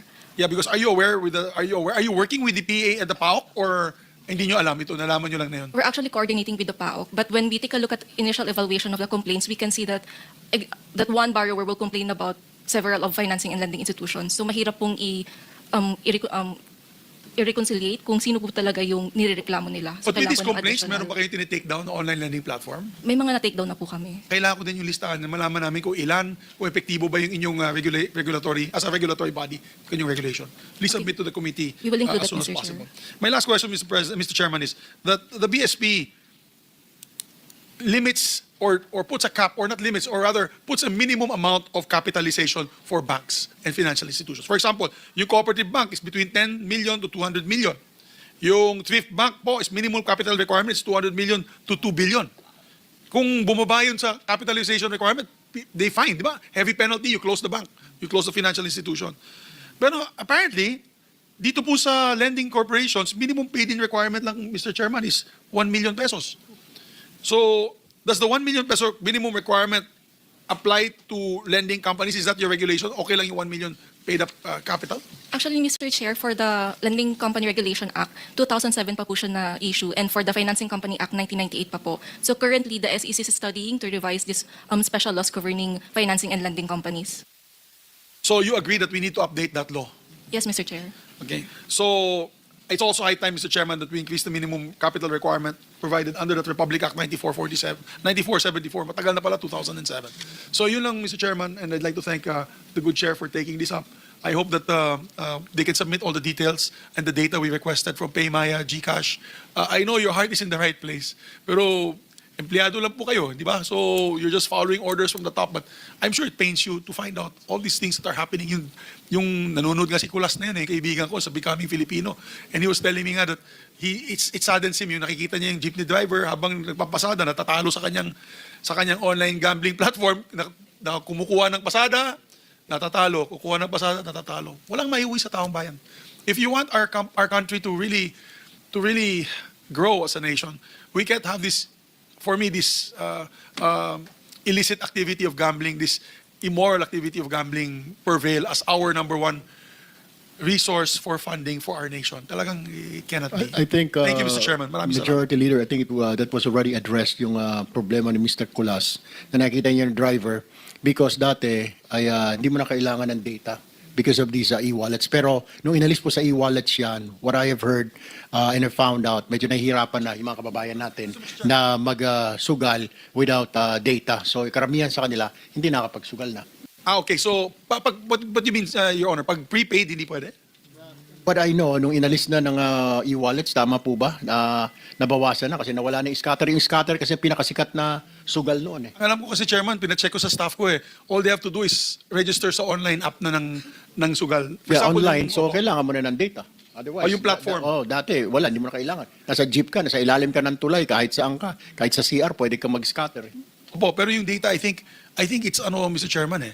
Yung prepaid, may data pa rin sila eh. Exactly, maubos yung kung prepaid yun, maubos. Opo, pero pag addicted po kayo, Mr. Chairman, ganun talaga. Ang gusto ko sana mangyari, Mr. Chairman, sa final point, is let's remove GCash and PayMaya all together, even in their platforms. Now, ang gusto ko sana, kung mag-highly regulate po tayo, hindi po talagang ayaw po ng gobyerno na iban, ang gawin natin, they have to go to a certain place to purchase, parang PCSO, when you're buying sweepstakes. You go to an area to buy that, and actually, si Sir Altenco mismo nagsabi niyan. He suggested it parang card. And you can use PayMaya and GCash to pay for that. Walang problema. Pero physical na yung buying station para makita nila na hindi pala ito estudyante, hindi pala ito bata. Parang yung mga card dati pag nag-load, di ba? Opo, Play opo, card. parang ganun siguro. Kakaskasin mo. Yes. 1,000, 500, Yes. Opo. tama. Sana ganun po ang mangyari. At hindi na po muna, dapat matanggal na po yan sa gambling apps itong e-wallets. Maraming salamat, Mr. Chairman. Thank you very much, Senator Rodriguez. I just want to remind everybody that this session hall will be used at around 3 o'clock. So we'll wind down at around 2 p.m. this afternoon. So there's about an hour and a half. So we'll just be quick. Next to social media po tayo. Meron po bang presentation ng Meta, TikTok, Google? Because of the fact, lumipat na po sila lahat doon ngayon sa inyo, yung mga sugal-sugal na ito at yung mga advertisements na naiinganyo po yung mga tao. So, unahin po natin ang Meta. Do you have any presentation? What have you done? I mean, of course, I'm sure meron tayong social responsibility. Meta, may mga pasabi-sabi pa kayo ng mga bulletin na violation ng bulletin board ninyo. So, no representation from Meta? Committee Secretary, was Meta invited? But they sent a regret letter. They will what? They sent a regret letter. But But they are supportive of the bills. They have an email. Oh, they have an email? Yeah. Was it a good explanation? Can you furnish this Yes, sir. representation? Yes, sir. Yes, If that's acceptable? Because importante sila dito. Kasi may nakikita po ako, Senator Risa, at saka mga kasama, na meron pong, lalo sa Meta, pinagmamayabang niya pa na yung puhunan niya ay 1,000 tapos naging 15,000 dahil sa nagsugal siya nito. Imagine that. Parang binubuyo mo yung taong bayan. So, I don't know. I guess we need to have that person. I don't know how will we do this. Committee Secretary. I want an attendance request for an attendance of Meta here next hearing. It's the letter from Meta. Dated September 15, 2025, Honorable Erwin Tulfo, Chairman, Committee on Games and Amusement. This refers to the invitation extended by your esteemed office to attend the public hearing and inquiry on September 16. We sincerely thank Your Honor for the opportunity to participate in this important discussion. We commend the Senate's efforts in collaborating with different stakeholders to ensure the safety of everyone online. However, I would like to respectfully convey our regrets as Meta's relevant subject matter experts are based in Singapore and the United States and are currently unavailable due to prior commitments. Nevertheless, on behalf of Meta, we remain committed to support the legislative process and would appreciate the opportunity to meet separately with your office. This will allow our authorized representatives to present Meta's initiatives, policies, enforcement, and partnership with both government and non-government stakeholders to discuss Meta's existing policies on online gambling and real money gaming content. We will coordinate with your team to arrange a suitable time. Meta will also send its position. No, Committee Secretary. Why are they dictating this committee kung kailan sila mag-attend? No. Kung ganyan pala, gusto pa nila, and I don't agree attendance. I don't know kung kailangan siguro isapina yung country representative nila. I mean, that's not an excuse na in their own time and in their own explanation. May problema sila. Sila ngayon nangunguna dito na nakita ko na may mga vlogger dyan na nagpo-post na sinasabi na nanalo siya. Parang inihikayat pa yung mga tao, yung mga viewers. And then sasabihin nila, they can't. Okay, nawala na nga, inalis na nga natin dito sa mga e-wallets, doon napunta sa kanila. And then may mga links sila doon na pwede kang magsugal and then they don't want to attend. So don't force me, Meta, na isabpina ko pa kayo because I know they have country. Who signed that letter? The letter, Your Honor, was signed by Jenixon David, Public Policy Manager, Facebook Philippines Representative Office. Well, by Philippines pala, though I want you to send, hindi na, try to invite him again, or his attendance. You tell him, I want his attendance here, otherwise I'll be forced to, this committee will be forced to send a subpoena for him. Yes, sir. Thank you. Okay, alam mo, yun na nga, isa-isa sila sa mga may problema, and then sila, how in the hell you don't respect this committee? Kung wala ka respeto sa ibang committee, huwag mong gawin dito. Ang daming kulungan niya sa ilalim, pwede kitang ilagak dyan. Ang kalukuhan yan, I mean disrespect. Mr. Chair? Go ahead. Suggestion, Mr. Chair, dun sa sulat ng chair sa Meta Philippines office, the chair may wish to consider issuing them a show cause order why they should not be subpoenaed. Tama, Madam Chair. That's Salamat, what we're Mr. going to do. Exactly. To issue a show cause order why they should not be subpoenaed for not attending and for not complying with our request to attend. This is a hearing. We have a problem here, and this is a national problem. Hindi po ito problem na sa Metro Manila. Problem po ito ng mga tao. And imagine, Senator Risa, there's like 65% of Filipinos are hooked in online gambling. And that's what we're trying to find a solution right now. Are we going to stop this totally? Or we continue this through strict regulation? Kasi pag tinanggal mo naman, sabi ng PAGCOR, sabi ni BSP, sabi ng Department of Finance, mawawala ng kita. Eh, pambayad daw pala sa PhilHealth, sa UHC, sa Universal Healthcare natin. Pambayad sa mga sports natin, mga coaches, etc., mga staff. So we're trying to weigh here. Ipasara ba natin kung ako lang tatanay? Isara na natin itong kalukuhan na ito.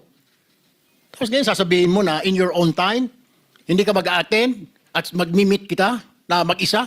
What the TikTok, do you have a presentation to make? Mr. Chair, with your permission, we have a brief statement. Please, go ahead. Mr. Chairman, members of the committee, good afternoon. I'm Yves Gonzalez, part of TikTok's public policy team. We are thankful for this opportunity to participate in this hearing and submit our position paper regarding the gambling-related bills and resolutions being tackled by this committee. TikTok is committed to keeping our Filipino community safe, and we always seek to comply with Philippine laws and regulations to ensure a secure and positive environment for users, creators, and advertisers. TikTok's policies on real money gambling ads follow strict compliance with local laws and regulations. In fact, our policies provide stricter rules in certain areas. As an example, while the law allows gambling ads to be shown to a person at least 21 years of age, at TikTok, our policies require that the person be at least 25 years of age.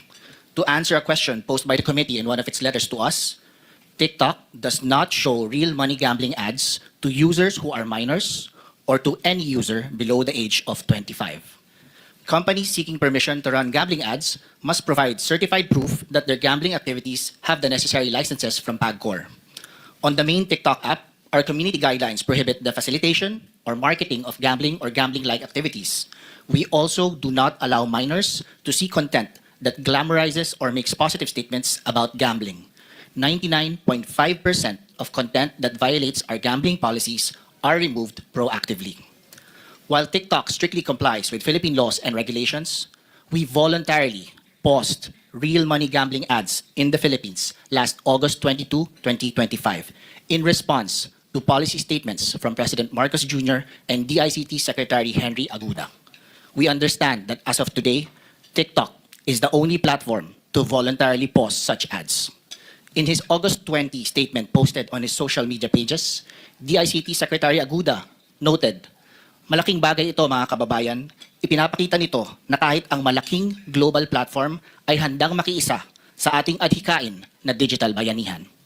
With that, Mr. Chairman, we will continue to work closely with this committee and our government partners to arrive at measures to address the concerns raised by various stakeholders. TikTok looks forward to answering the questions that this committee might have as we work to always be a part of the solution. Maraming salamat po, Mr. Chairman. Maraming salamat, Mr. Gonzalez. Thank you for coming in and for answering our invitation. We go now to Google. Google, are you here? Is there a representative from Google? Yes. Good afternoon, Honorable Senator. I am Putri Alam. I lead the Government Affairs and Public Policy for Google in Southeast Asia. Firstly, allow me to share an opening statement to you, sir. Sa ating butihing senador, magandang hapon po. Salamat po for inviting Google to be here today. We appreciate the opportunity to address this critical issue of online gambling. Google is committed to make the internet safe for everyone, and we also share the commitment to stop and prevent illegal online activities, including gambling. And we do this through a three-pronged approach. Firstly, is a robust and strong policies across our platforms. And secondly, through technology. And thirdly, but not least, working and collaborating with regulators and other businesses. On Google Play Store specifically, in the Philippines, we have strict rules that ban all apps that facilitate or promote real money gambling. So we do not allow real money gambling apps on the Play Store. On Google Ads, in addition to prohibiting ads personalization for Google accounts of children under 13, we also have additional protections for teens under 18, and specifically in the Philippines, we do not allow advertisement on gambling to be served to users under 21, sir. Also, on Google Ads platform, we have clear policies that govern the promotion of gambling, including, again, as I mentioned, prohibiting and targeting of minors, as well as requiring the responsible gaming page. Moving forward, we are ready to work closely with you and the Philippines government and relevant authorities to address any concerns. And we believe that by working together with clear and robust regulation and technology innovation and responsible business practice, we can create a safer online environment for the Philippines. Thank you again for the invitation today, sir. Thank you for joining us. We really do appreciate that. But we have a couple of questions if we can just stay online. But first of all, let me just move back to Mr. Gonzalez here. Mr. Gonzalez, there are advertisements in TikTok I've seen recently. All right. Meron po bang oras na ina-allow ninyo na pwede mag-advertise? Or totally wala na po kayong ganon advertisements of online gaming sa inyong platform? Mr. Chair, as of August 22, 2025, sinuspend po namin temporarily yung pong mga gambling ads. So 24/7 po yan since August 22, bawal na po for now. Oh, good. Okay, so you're telling me wala na po talaga makikita ang mga bata, ang mga tao na mga online advertisements ng online gambling? Mr. Chair, to reiterate po, kahit po nung bago po mag-suspend, hindi po pwedeng makita ng bata. So yung policy po ni TikTok ay minimum dapat po 25 years of age para po makita po ng gambling ads. Pero since August 22 po, since sinuspend po, wala na po. Kahit na yung 25 years old and above? Opo, Mr. Chair. Wala rin po kayong link. Ika nga, pag pumunta po sa inyong platform na maghahanap po siya ng sugal, wala siya makikita doon yung mga babae natin? Wala po. Wala din. Okay. From Google, are you still there? Yes, sir. All right. So YouTube is also under your organization, under your umbrella, correct? Correct, sir. All right. The question is, I've seen some YouTube accounts here while they were playing in casinos and then even bragging they won this much amount. Can you further study if you can remove this and not allow this in Google and even in YouTube?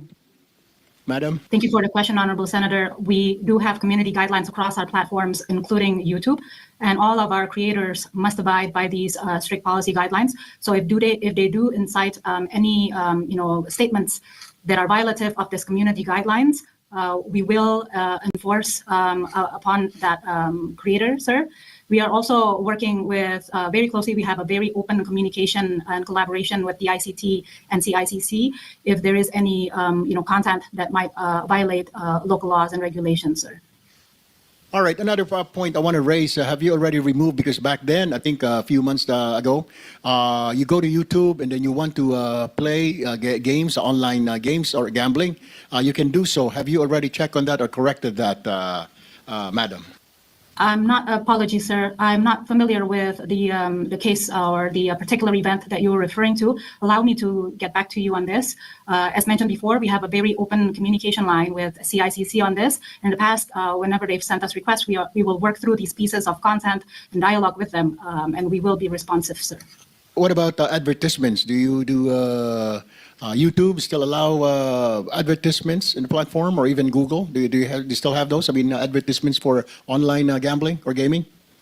Yes, sir. As mentioned, we only support gambling advertising and require that advertisers strictly abide by the local gambling laws and industry standards in the Philippines, including displaying information about responsible gambling. And again, we do not allow gambling advertisers to target minors, and in the Philippines, we do not allow gambling advertisement to be served to any users below 21.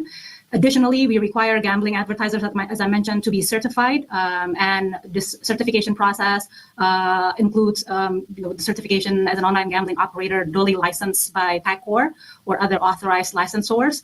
and we require the license to be submitted before we allow an entity to run any gambling ads. And also to ensure that the license is valid, we have reviewers that cross-reference the license submitted by the potential advertiser with the official list from PACOR as published in its website, sir. We have a lot of illegal online sites here in the country, number one of which is the 1xBet. I don't know if you monitor that site, which is very illegal, and it hasn't registered with our PAGCOR here.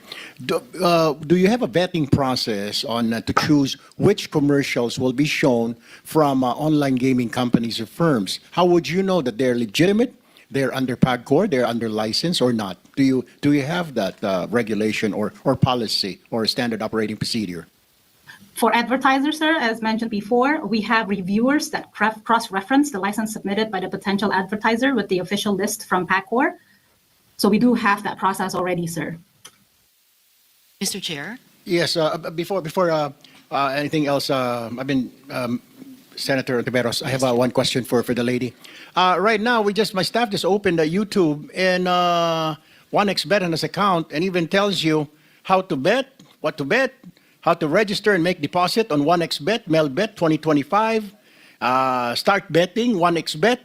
So I don't think so. You have a process of making sure that your clients there or that you're taking in right now are legitimate gambling sites. Because 1xBet, like I've said, this is illegal. It hasn't registered with the Philippine Amusement Gaming Corporation, madam.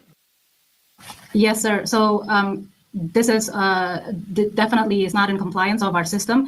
And we use a combination of automated and human evaluation and to detect and remove ads which violate our policies and are harmful to users and overall Google Ads ecosystem. And our enforcement technologies also use algorithm and machine learning modeled on human reviewers' decisions.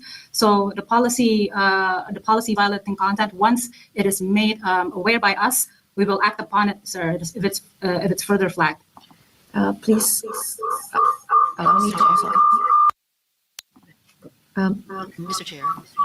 Mr. Chair? I think you need to close your, there, okay. Mr. Chair, I just wanted to, if I observed correctly, I think maybe Attorney Paraiso would like to interject to something that Google was saying earlier, if I'm not mistaken, Mr. Chair.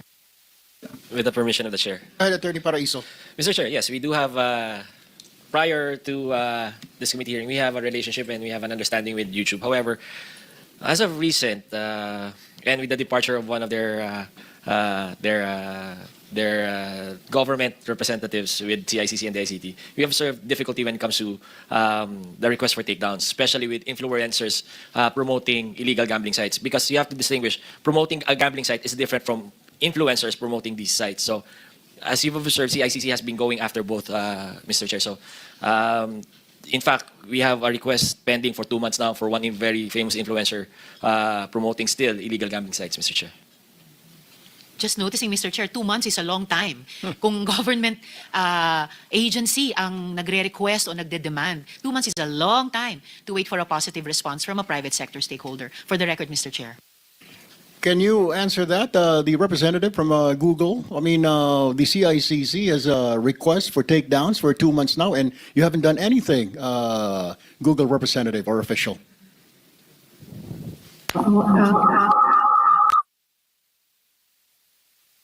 Mr. Chair.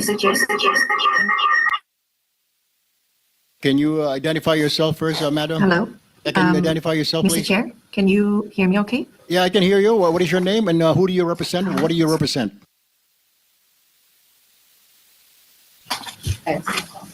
Mr. Chair, can you hear me okay now? I can hear you. Go ahead. Please state Okay, your name sorry. and what do you represent? Who do you represent? Yes, I'm Anne, part of the Government Affairs and Public Policy. Thank you so much for the invitation. Apologies for a bit of technical issues, but we managed to fix it. And then we had a meeting with CICC, and we apologize for the lapse in the change of our personnel, but we will get back to you. Actually, we are already in touch with the CICC team, but regarding that specific request, please allow us to also look at the report. And then we can connect with the CICC to check on the request and its status. And then, yeah, thank you for bringing us to this to our attention. And we already had a meeting with the CICC team a couple of weeks ago, and we already discussed the ways forward to collaborate better in terms of exchanging signals and how to make sure that we can provide the best collaborative methods to ensure that online gambling can be addressed properly. They have a request for 2 months now, and the question is, how come you haven't acted on it? What seems to be the problem, madam? So I just checked with the team. Actually, we have sent a long response regarding that particular requests. But I think still much discussions need to be done, but we have responded to the team. See, the problem, madam, is that we're having problems here. We have already several people taking their own lives because of online gambling, because of this problem. And we don't want another life wasted because of online gambling, let alone illegal online gambling that your platform promotes, that Google and YouTube. We're already having problems with the legitimate online gaming, gambling in the country. Yet we have another problem. I mean, that you allow to show in your platforms, YouTube and Google. We need help, madam. We really do need. If you really want to help us, then do it now. Don't waste any more time. Thank you for that. And we take this issue very, very seriously. And as you said, lives at risk. And regarding that specific YouTube content, we actually requested additional information because without that information, we couldn't actually follow up. And then that was the response that we sent to the CICC team a couple of weeks ago. Don't you have people to monitor, a division or department monitoring contents, particularly coming from the Philippines, like on illegal gambling activities? Don't you have personnel, miss? Yes, our enforcement process involves, like Ms. Putri already mentioned, a combination of AI, machine learning, as well as human reviewers. And the human reviewers also know the local contexts. That's why working with you very collaboratively is very important for us to make sure that we are also attuned to the local nuances and the context. And then we recognize the concern, and that's why we are here and we are committed to working with you very seriously, and we will review and provide the assistance as needed. Well, we appreciate that assurance, madam. We hope that you'll be able to help us because we have a problem. Otherwise, this committee will not be talking about that. We won't be inviting you if you're not important. You're one of the main subjects here. I mean, people playing online gamblings because it is being promoted in your platforms, in YouTube and in Google. So we do appreciate any help from you guys to monitor and probably take down posts by Filipino citizens in your platforms pertaining to online gambling or particularly illegal online gambling. Yes, sir. Thank you so much. And regarding the organic content, for ads, we have comprehensive ads policies. But when it comes to organic content, which influencers actually create, it's a more difficult process to spot. So that's why we really want to partner with you and the team to coordinate further, and also working closely with CICC because we would need the additional information to follow up and take down the content in discussion. Yes, particularly one in particular is this 1xBet that they keep on running ads in YouTube and even teaching people how to bet, how to register, and we don't need this. And another thing, they are illegal because they're not registered with our Philippine Amusement and Gaming Corporation, and they don't have a license, madam. Yeah, well noted on that. Thank you, sir. Thank you very much, and good afternoon to you. Anyway, Senrisa, do you have questions for our other guests? Yes, salamat, Mr. Chair. Maybe just a last note to YouTube and Google. That request from CICC is 2 months standing, and they requested you to take it down.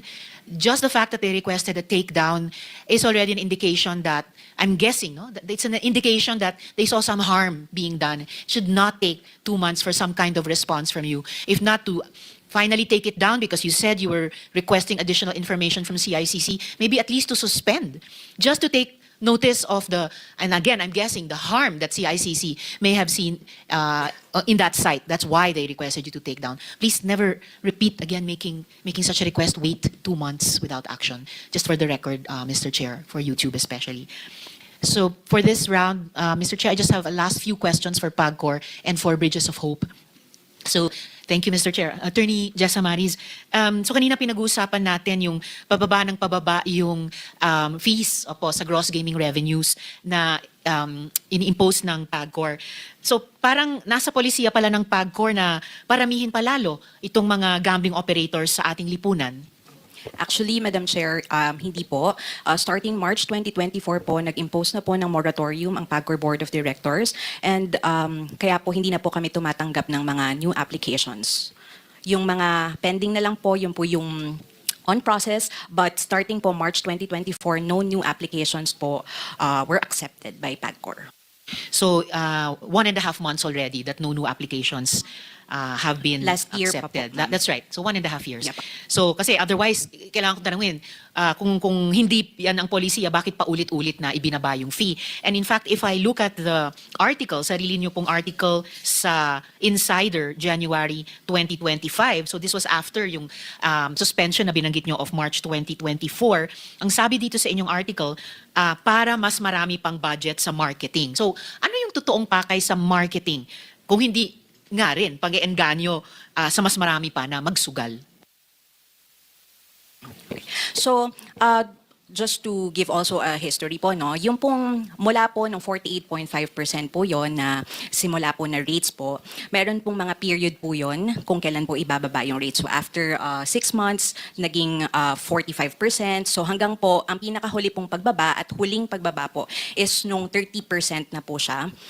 So isa rin po sa mga naging layunin sa pagbaba po ng rates for the electronic gaming operators is for them to allot that percentage po sa marketing po nila. Kasi po, ayon nga po sa nasabi ko kanina, isa po sa pinakamataas po na tax rates na nai-impose sa buong mundo ay yung binibigay, yung tax rate po ng PAGCOR na nasa almost 50%. So, ito pong na bawas po ay pwede po nilang ilaan sa marketing po nila at sa iba pang mga expenses ng operators. Yun po yung talaga pong isa sa mga dahilan kung bakit din po binaba ito.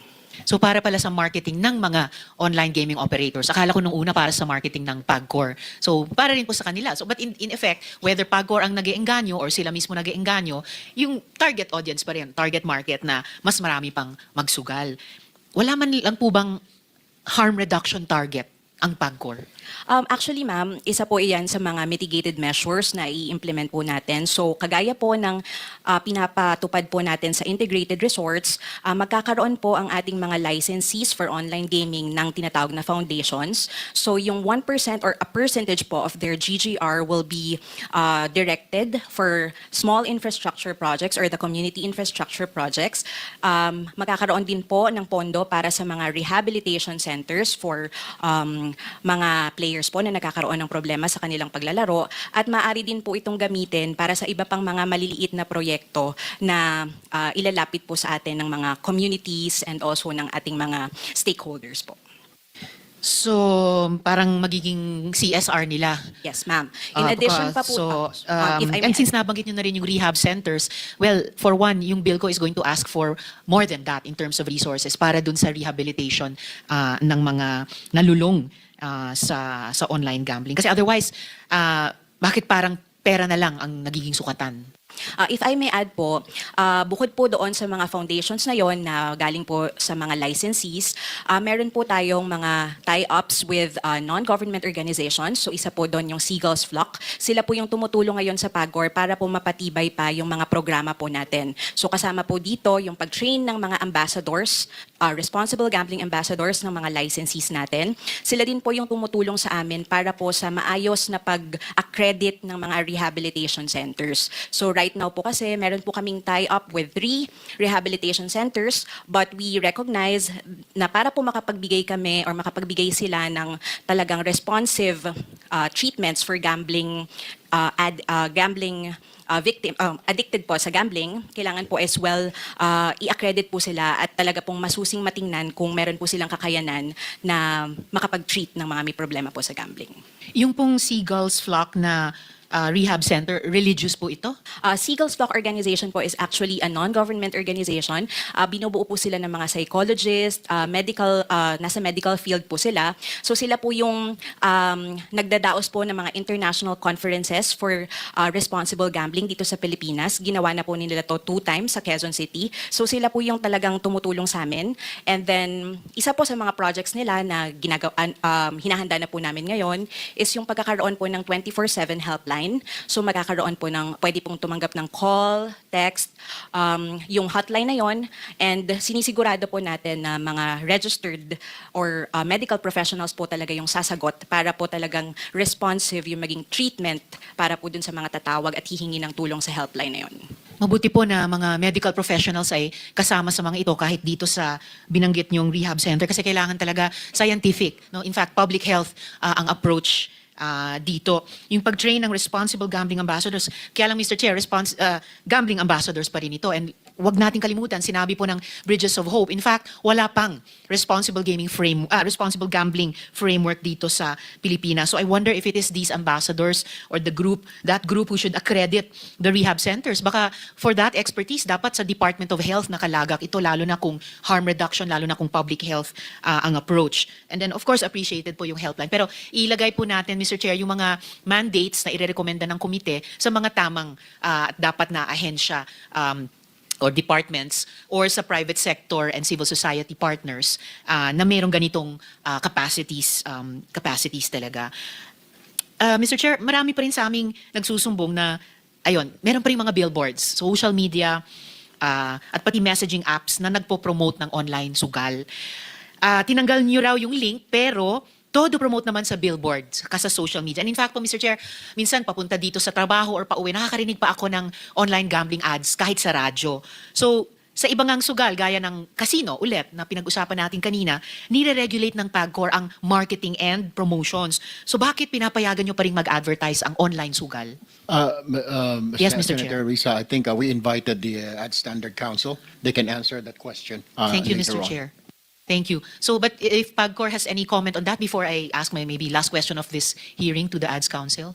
Yes, Attorney Jasamaris. So ma'am, regarding po doon sa nabanggit niyo po ng mga billboards and out-of-home advertisements, actually po, when the PAGCOR imposed po the deadline for all of our licensees to take down the billboards all over Metro Manila and all other areas po na pinagposta nila, there was 100% po compliance from our licensees to take down all of these billboards. So with regard po dito sa kung meron pong recent na nakita, titingnan po natin to. Actually po, we have a monitoring team na tinitingnan din po kung meron pong mga nailalabas, and we also coordinate with the MMDA and ASC kung pwede pong maparusahan or kung meron pong mga kailangang i-take down na billboards sa paligid po natin. So we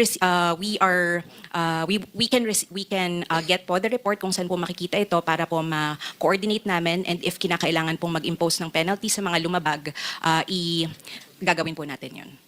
Salamat para doon, Attorney Jasamaris, and I assure you, meron pa rin dahil nga maraming pa rin nagsusumbong tungkol dyan, Mr. Chair. Sir. And yes, I agree with the good share, hindi lang dito po sa Metro Manila, sa mga probinsya, kasi nga kalat sa buong bansa natin itong problema ng online gambling and online gambling addiction specifically. Ngayon, sa casino po, may required na income level. A certain income level as certified by the BIR pa para makalaro. And naniniwala po ako, Mr. Chair, na dapat mas mahigpit pa tayo dito pagdating po sa online sugal. May ginagawa na po ba ang PAGCOR kasama ng ibang ahensya para magkaroon ng mas striktong regulasyon? Ngayon pa lang, pagdating sa spending limit dito sa online gambling platforms. Para naman hindi nabibiktima, lalo na yung mga minimum wage earners na kanina pa po nating pinag-uusapan, lalo na yung arawan lamang ang kinikita nila. Okay, so with regard po ma'am sa spending limits, yes ma'am, isa po ito sa mga inaaral natin. Nabanggit din po ni Chairman Tenco during the last hearing na isa po kasi ito sa kailangan po talaga nating i-weigh kung yung pagtakda po ba natin ng spending limit would really promote responsible gambling or it would just drive them to the illegal operators. So kaya po, hindi po namin sinasabi na hindi tayo magtatakda, kundi maingat lang po tayo kung ano po yung magiging limitation, kung anong amount po ang itatakda natin. But definitely po, isa po ito sa mga pinag-aaralan. In addition po, tumitingin din po tayo, marami din pong mga products or AI tools para po magkaroon ng monitoring ng betting transactions or yung mga yung betting patterns po ng mga players. So para makita po natin kung every now and then 20 pesos, 20 pesos or wala na po sa normal pattern of betting niya yung ginagawa na itong player na to, maaari pong i-suspend yung kanyang account para po hindi na po niya matuloy-tuloy ito. So isa po ito sa mga, ilan po ito sa mga pinag-aaralan po ng mga tools because we understand po na sa dami po ng transactions, kailangan po talaga natin ng ganitong mga tools para mas matulungan po natin yung mga players po natin na maihinto bago pa po sila magkaroon ng addiction. Well, Mr. Chair, I'm willing to guess even now na kung magkaroon kayo ng dagdag na controls mula sa PAGCOR gamit yung income limit, it would either promote so-called responsible gambling na again, wala pa naman tayong ganyang framework dito sa ating bansa, rather than drive them to the illegal. Kasi sinasabi namang ng lahat, kinokontrol ang illegal. But we also need to control yung paglaro ng ating mga kababayan. Or there have to be some kind of safeguards kahit doon sa so-called legal na online gambling. Baka makatulong nga na magdalawang isip ang tao na magsugal dyan sa online gamit ang limitadong pera. Yung minimum wage nga ngayon, it's honored more in the breach and it's not even a living wage yet. Makikipagkompetensya pa yung online gambling, di ba? So, ang hirap. I mean, we have to constantly remind ourselves in our society, ano ba yung priorities natin? And pinaka, I guess, accountable sana para doon, Mr. Chair, yung mga entities around the table na kumikita sa online gambling.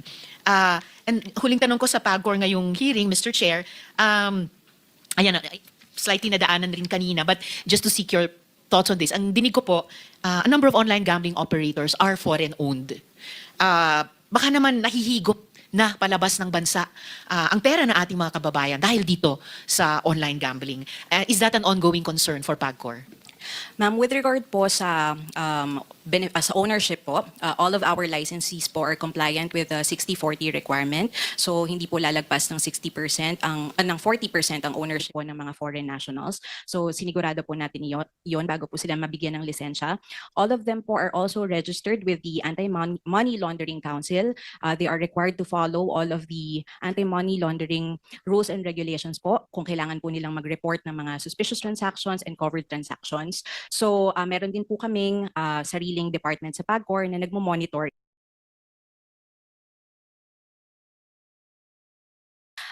If I may din po, last lang po, I just would like to clarify po that we have a responsible gambling code of practice which has been in existence since 2021.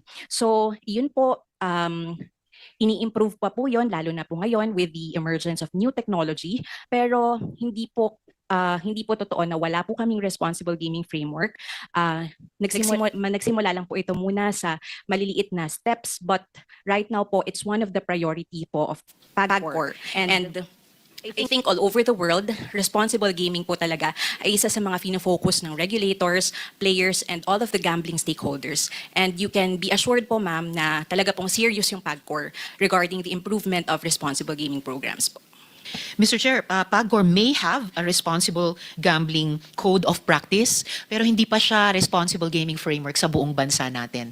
For most of us Filipinos, responsible gambling is just a nice thing that government and private sectors involved in online gambling are saying. Pero hindi pa siya bahagi talaga ng popular culture natin. Obviously, kasi problema pa rin, largely unaddressed yung addiction sa online gambling.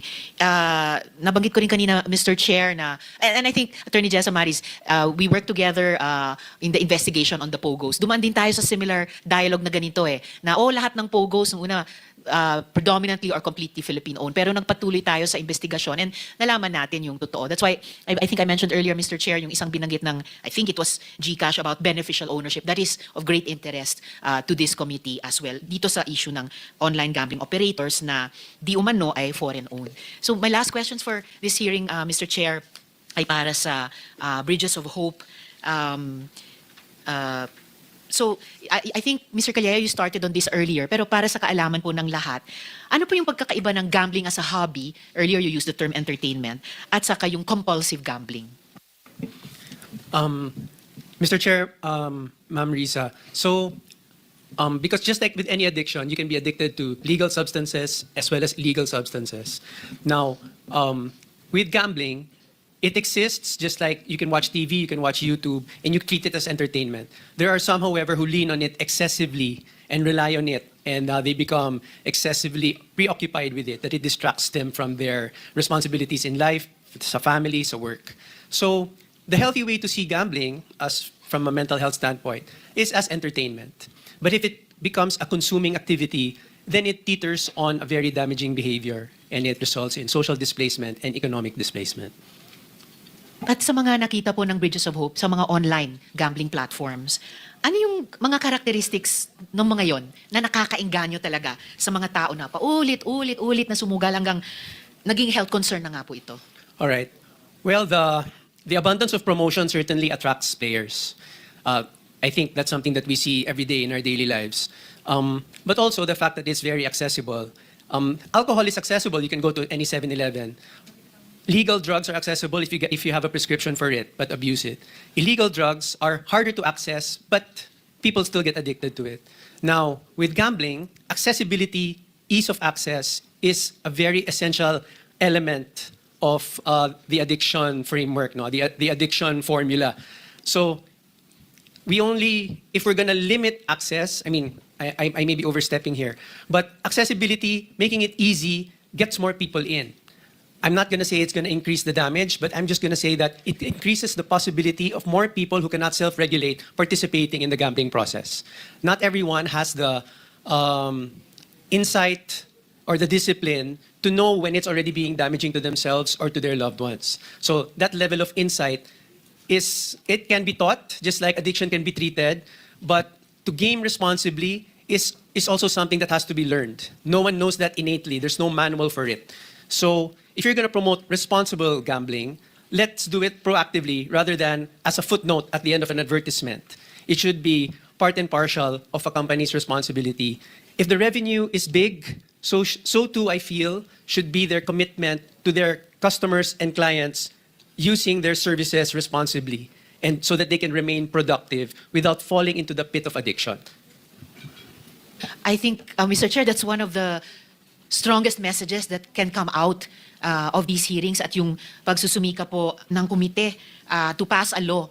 As the Chair said, there are a couple of these bills na strict regulation tulad nung sa akin, and there are several that are for outright banning. But I think one of the strongest rationales is yung kasasabi nyo lang na if the revenue is big, and we know it's big, we're waiting for the reports, but we know it's big. Kaya nga natanong ko, in the tens of billions ba on the part of the e-wallets?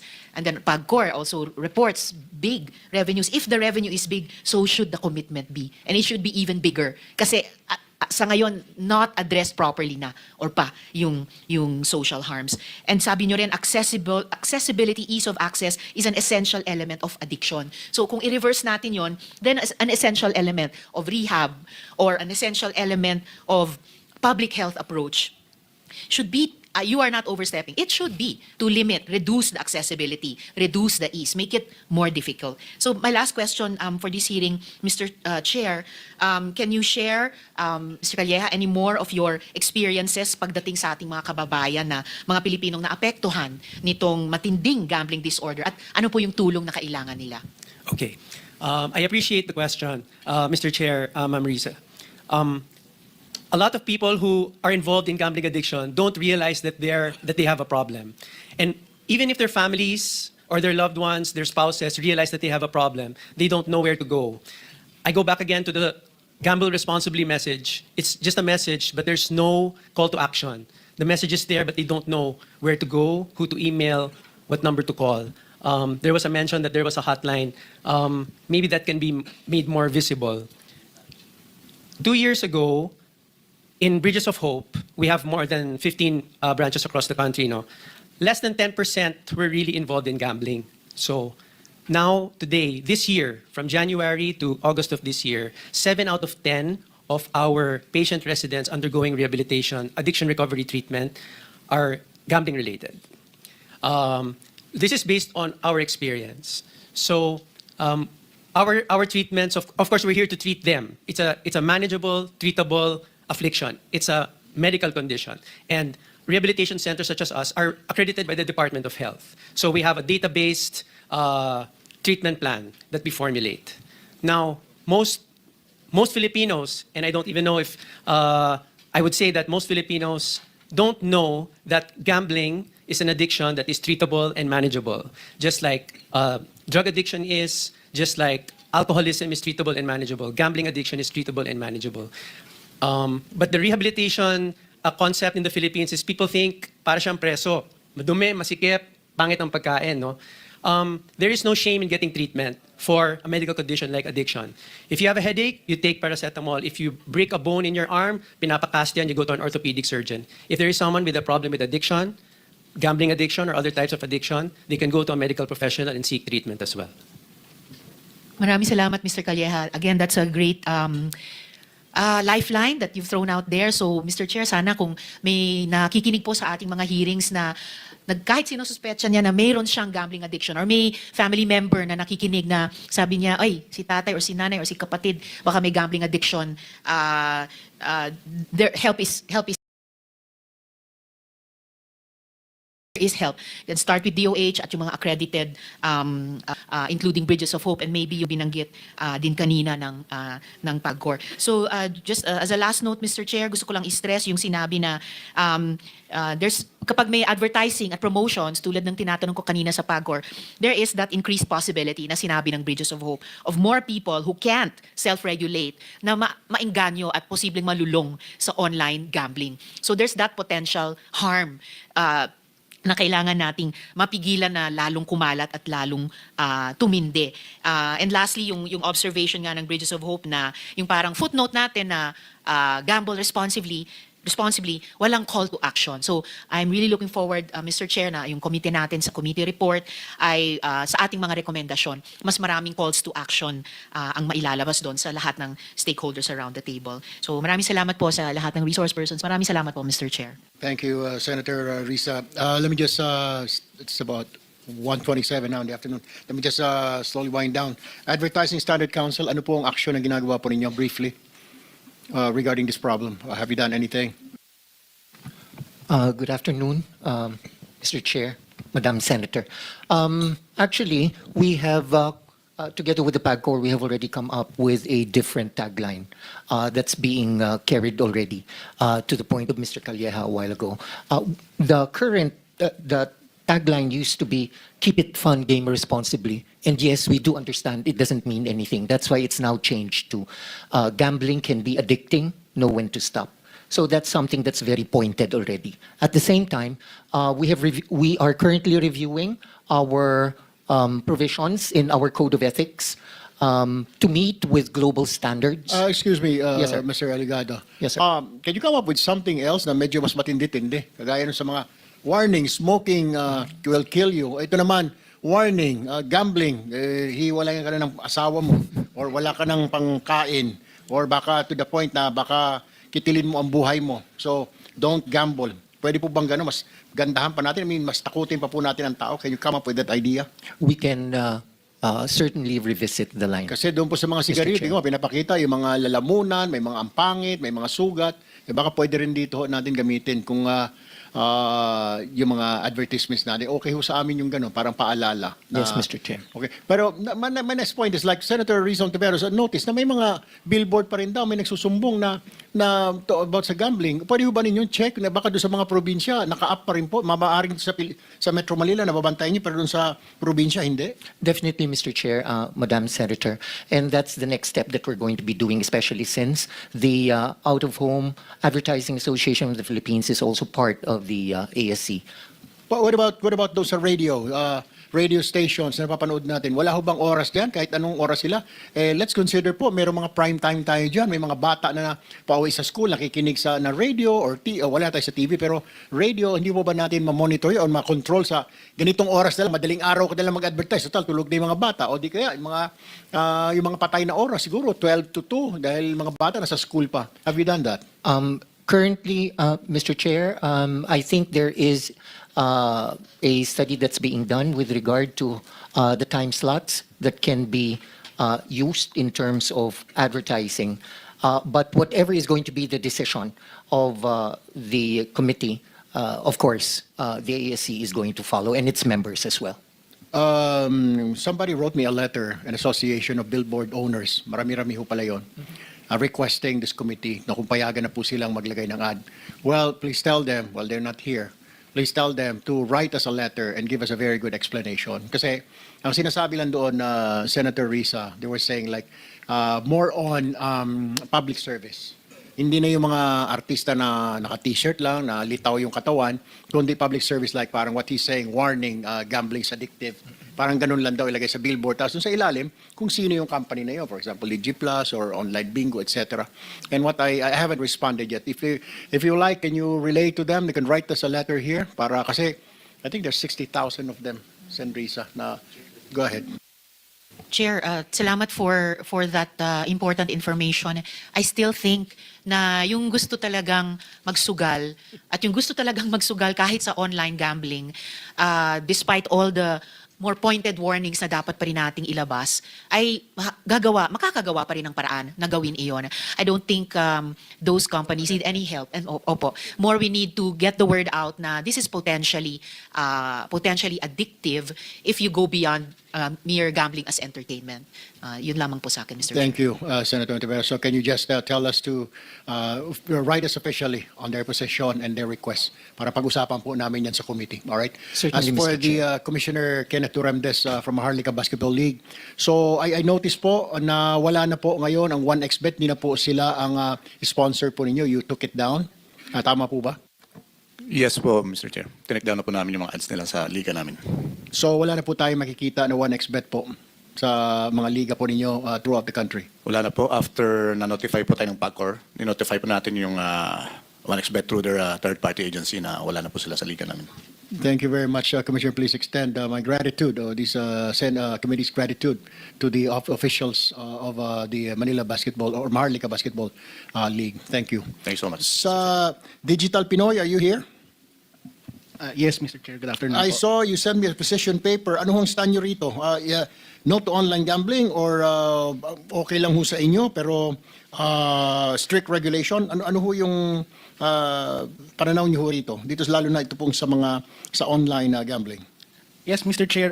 Sa aming pong position paper, kami po ay nananawagan sa mas mahigpit na regulasyon po para po sa online gambling. Kung makikita po ninyo dito po sa aming position paper, meron ho kaming mga rekomendasyon kung paano ho natin ipapatupad ang mas mahigpit pang regulasyon. Kasama po dyan ay yung automatic cooldown period every milestone loss. So halimbawa po, may isang nagsusugal na natalo ng halagang 10,000, dapat automatic ay malalag out siya at hindi siya makapaglaro for a certain period of time. At dapat may progressive po yan na penalty. So kung natalo ng 10,000, malalag out for a certain period and then pagbalik niya, natalo po siya ulit, mas mahabang period po yung cooldown niya para maiwasan po yung tinatawag na revenge gambling, no? Yung pagbawi. At the same time, tinutulak po namin yung mabilisang pagbablock at pagti-takedown mechanism ho ng ating mga ahensya ng gobyerno. In fact, we have a partnership po with CICC and DICT. We will be donating a software that will be able to block websites, illegal gambling sites, for free. Wala hong gagastusin ng ating gobyerno for at least 3 years po. So, pag-uusapan na lang po namin nila Yusek Paraiso and Secretary Aguda kung kailan po namin ito ilo-launch. At recently po ay nag-launch din po kami ng isang reporting site po na kung saan ay pwede po nilang i-report yung mga nakikita ho ng ating mga kababayan ng mga illegal na gambling sites. At so far po, ang aming hong findings ay meron hong mahigit na 600 illegal gambling 600 URLs po o mga links ng illegal gambling sites yung amin hong nakita. At meron naman hong mga na-takedown na, no? Pero we take note na marami ho kaming na-monitor na mga backup domain. Ibig sabihin, kapag nakapag-take down na po yung ating gobyerno, meron ho agad papalit. Katunayan, may experience ho kami ni Yusek Paraiso na yung isang website, nasa domain number, URL number 39 na po sila kasi sobrang layo na po. No? Pero, so, ibig mo sabihin, pag pinasara dito, gagawa na naman. Kunwari, 39, 40, 41, lumilipat-lipat na. Nakagawa na po sila, Mr. Chair. Nakaabang na lang po na kapag na-take down na po, ililipat po nila. Right. And at the same time po, But binabantayan... how would the players know na lumipat sila, na sila pa rin yun? Ganito po, meron po silang mga Facebook groups, mga Telegram, signal groups Senator na Risa, pinapasukan. Niimbitahan ko yung Meta, ayaw sumipot dito. Ito yung pinakakulo ko yata sa lahat ng mga kuha na ito. Pagkatapos ayaw pang sumipot dito. Kita mo, nagmamatigas. At gusto niya, in his own terms, kailangan kausapin siya mag-isa. Go ahead, continue, sir. Yes, sir. Yun po, nasa messaging apps din po sila. So once po na na-take down yung website, nag-a-advise po sila doon sa mga gamblers nila na dito ho kayo lumipat. And at the same time, yung isa hong mabigat naming problema, marami hong social media influencers na nagpo-promote ng mga illegal na gambling sites. Sa katunayan, sa pakikipagtulungan po namin sa CICC, meron hong 4 na na-take down. Pero ang nakakalungkot po, 20 po kasi yung sinubmit ng CICC for takedown. 20 influencers ho. Meron pa ho kaming 29 na sinubmit na ongoing po yung validation. At meron ho isa na pinag-aaralan ho namin kasi minor de edad na vlogger na nag-e-endorso ho ng illegal na gambling site. At as of today po, kasi yung reporting site ho namin medyo na late ho ng launching, as of today ho, ngayon po mga 5 minutes ago, more than 160 reports ho ng social media influencers ho, yung amin hong natanggap. So, inaayos na lang ho namin sa part po ng Digital Pinoys, tapos i-endorse na po namin sa CICC. At we are very happy po. Yung CICC po, yung DICT, isa pong mahusay na kapartner ho dito sa advokasya namin ito. Mabilis ho yung pag-takedown nila at hindi ho kami nahirapan na makipag-ugnayan sa kanila. All right. Thank you very much, Mr. Agustilo. Okay, let's go back to the Ad Standard Council. You guys are a government agency o hindi po? No, Your Honor, we are a private entity. So how come, can you regulate? That is the very essence of our organization. It is actually self-regulation. Self-regulation because we are composed of 7 member organizations, from the advertisers to the creators, meaning the ad agencies, So and the mandatory po implementers. maging member ng ang mga ad companies sa Ad Standard Council. Dun po sa mga member organizations, dun po sila nagme-member, and then kami po yung nagre-regulate. Okay, I got it. All right. Before we end, I'll just go back to PAGCOR. PAGCOR, have you already informed the PNP and NBI about this illegal online sabong dito po sa Pampanga owned by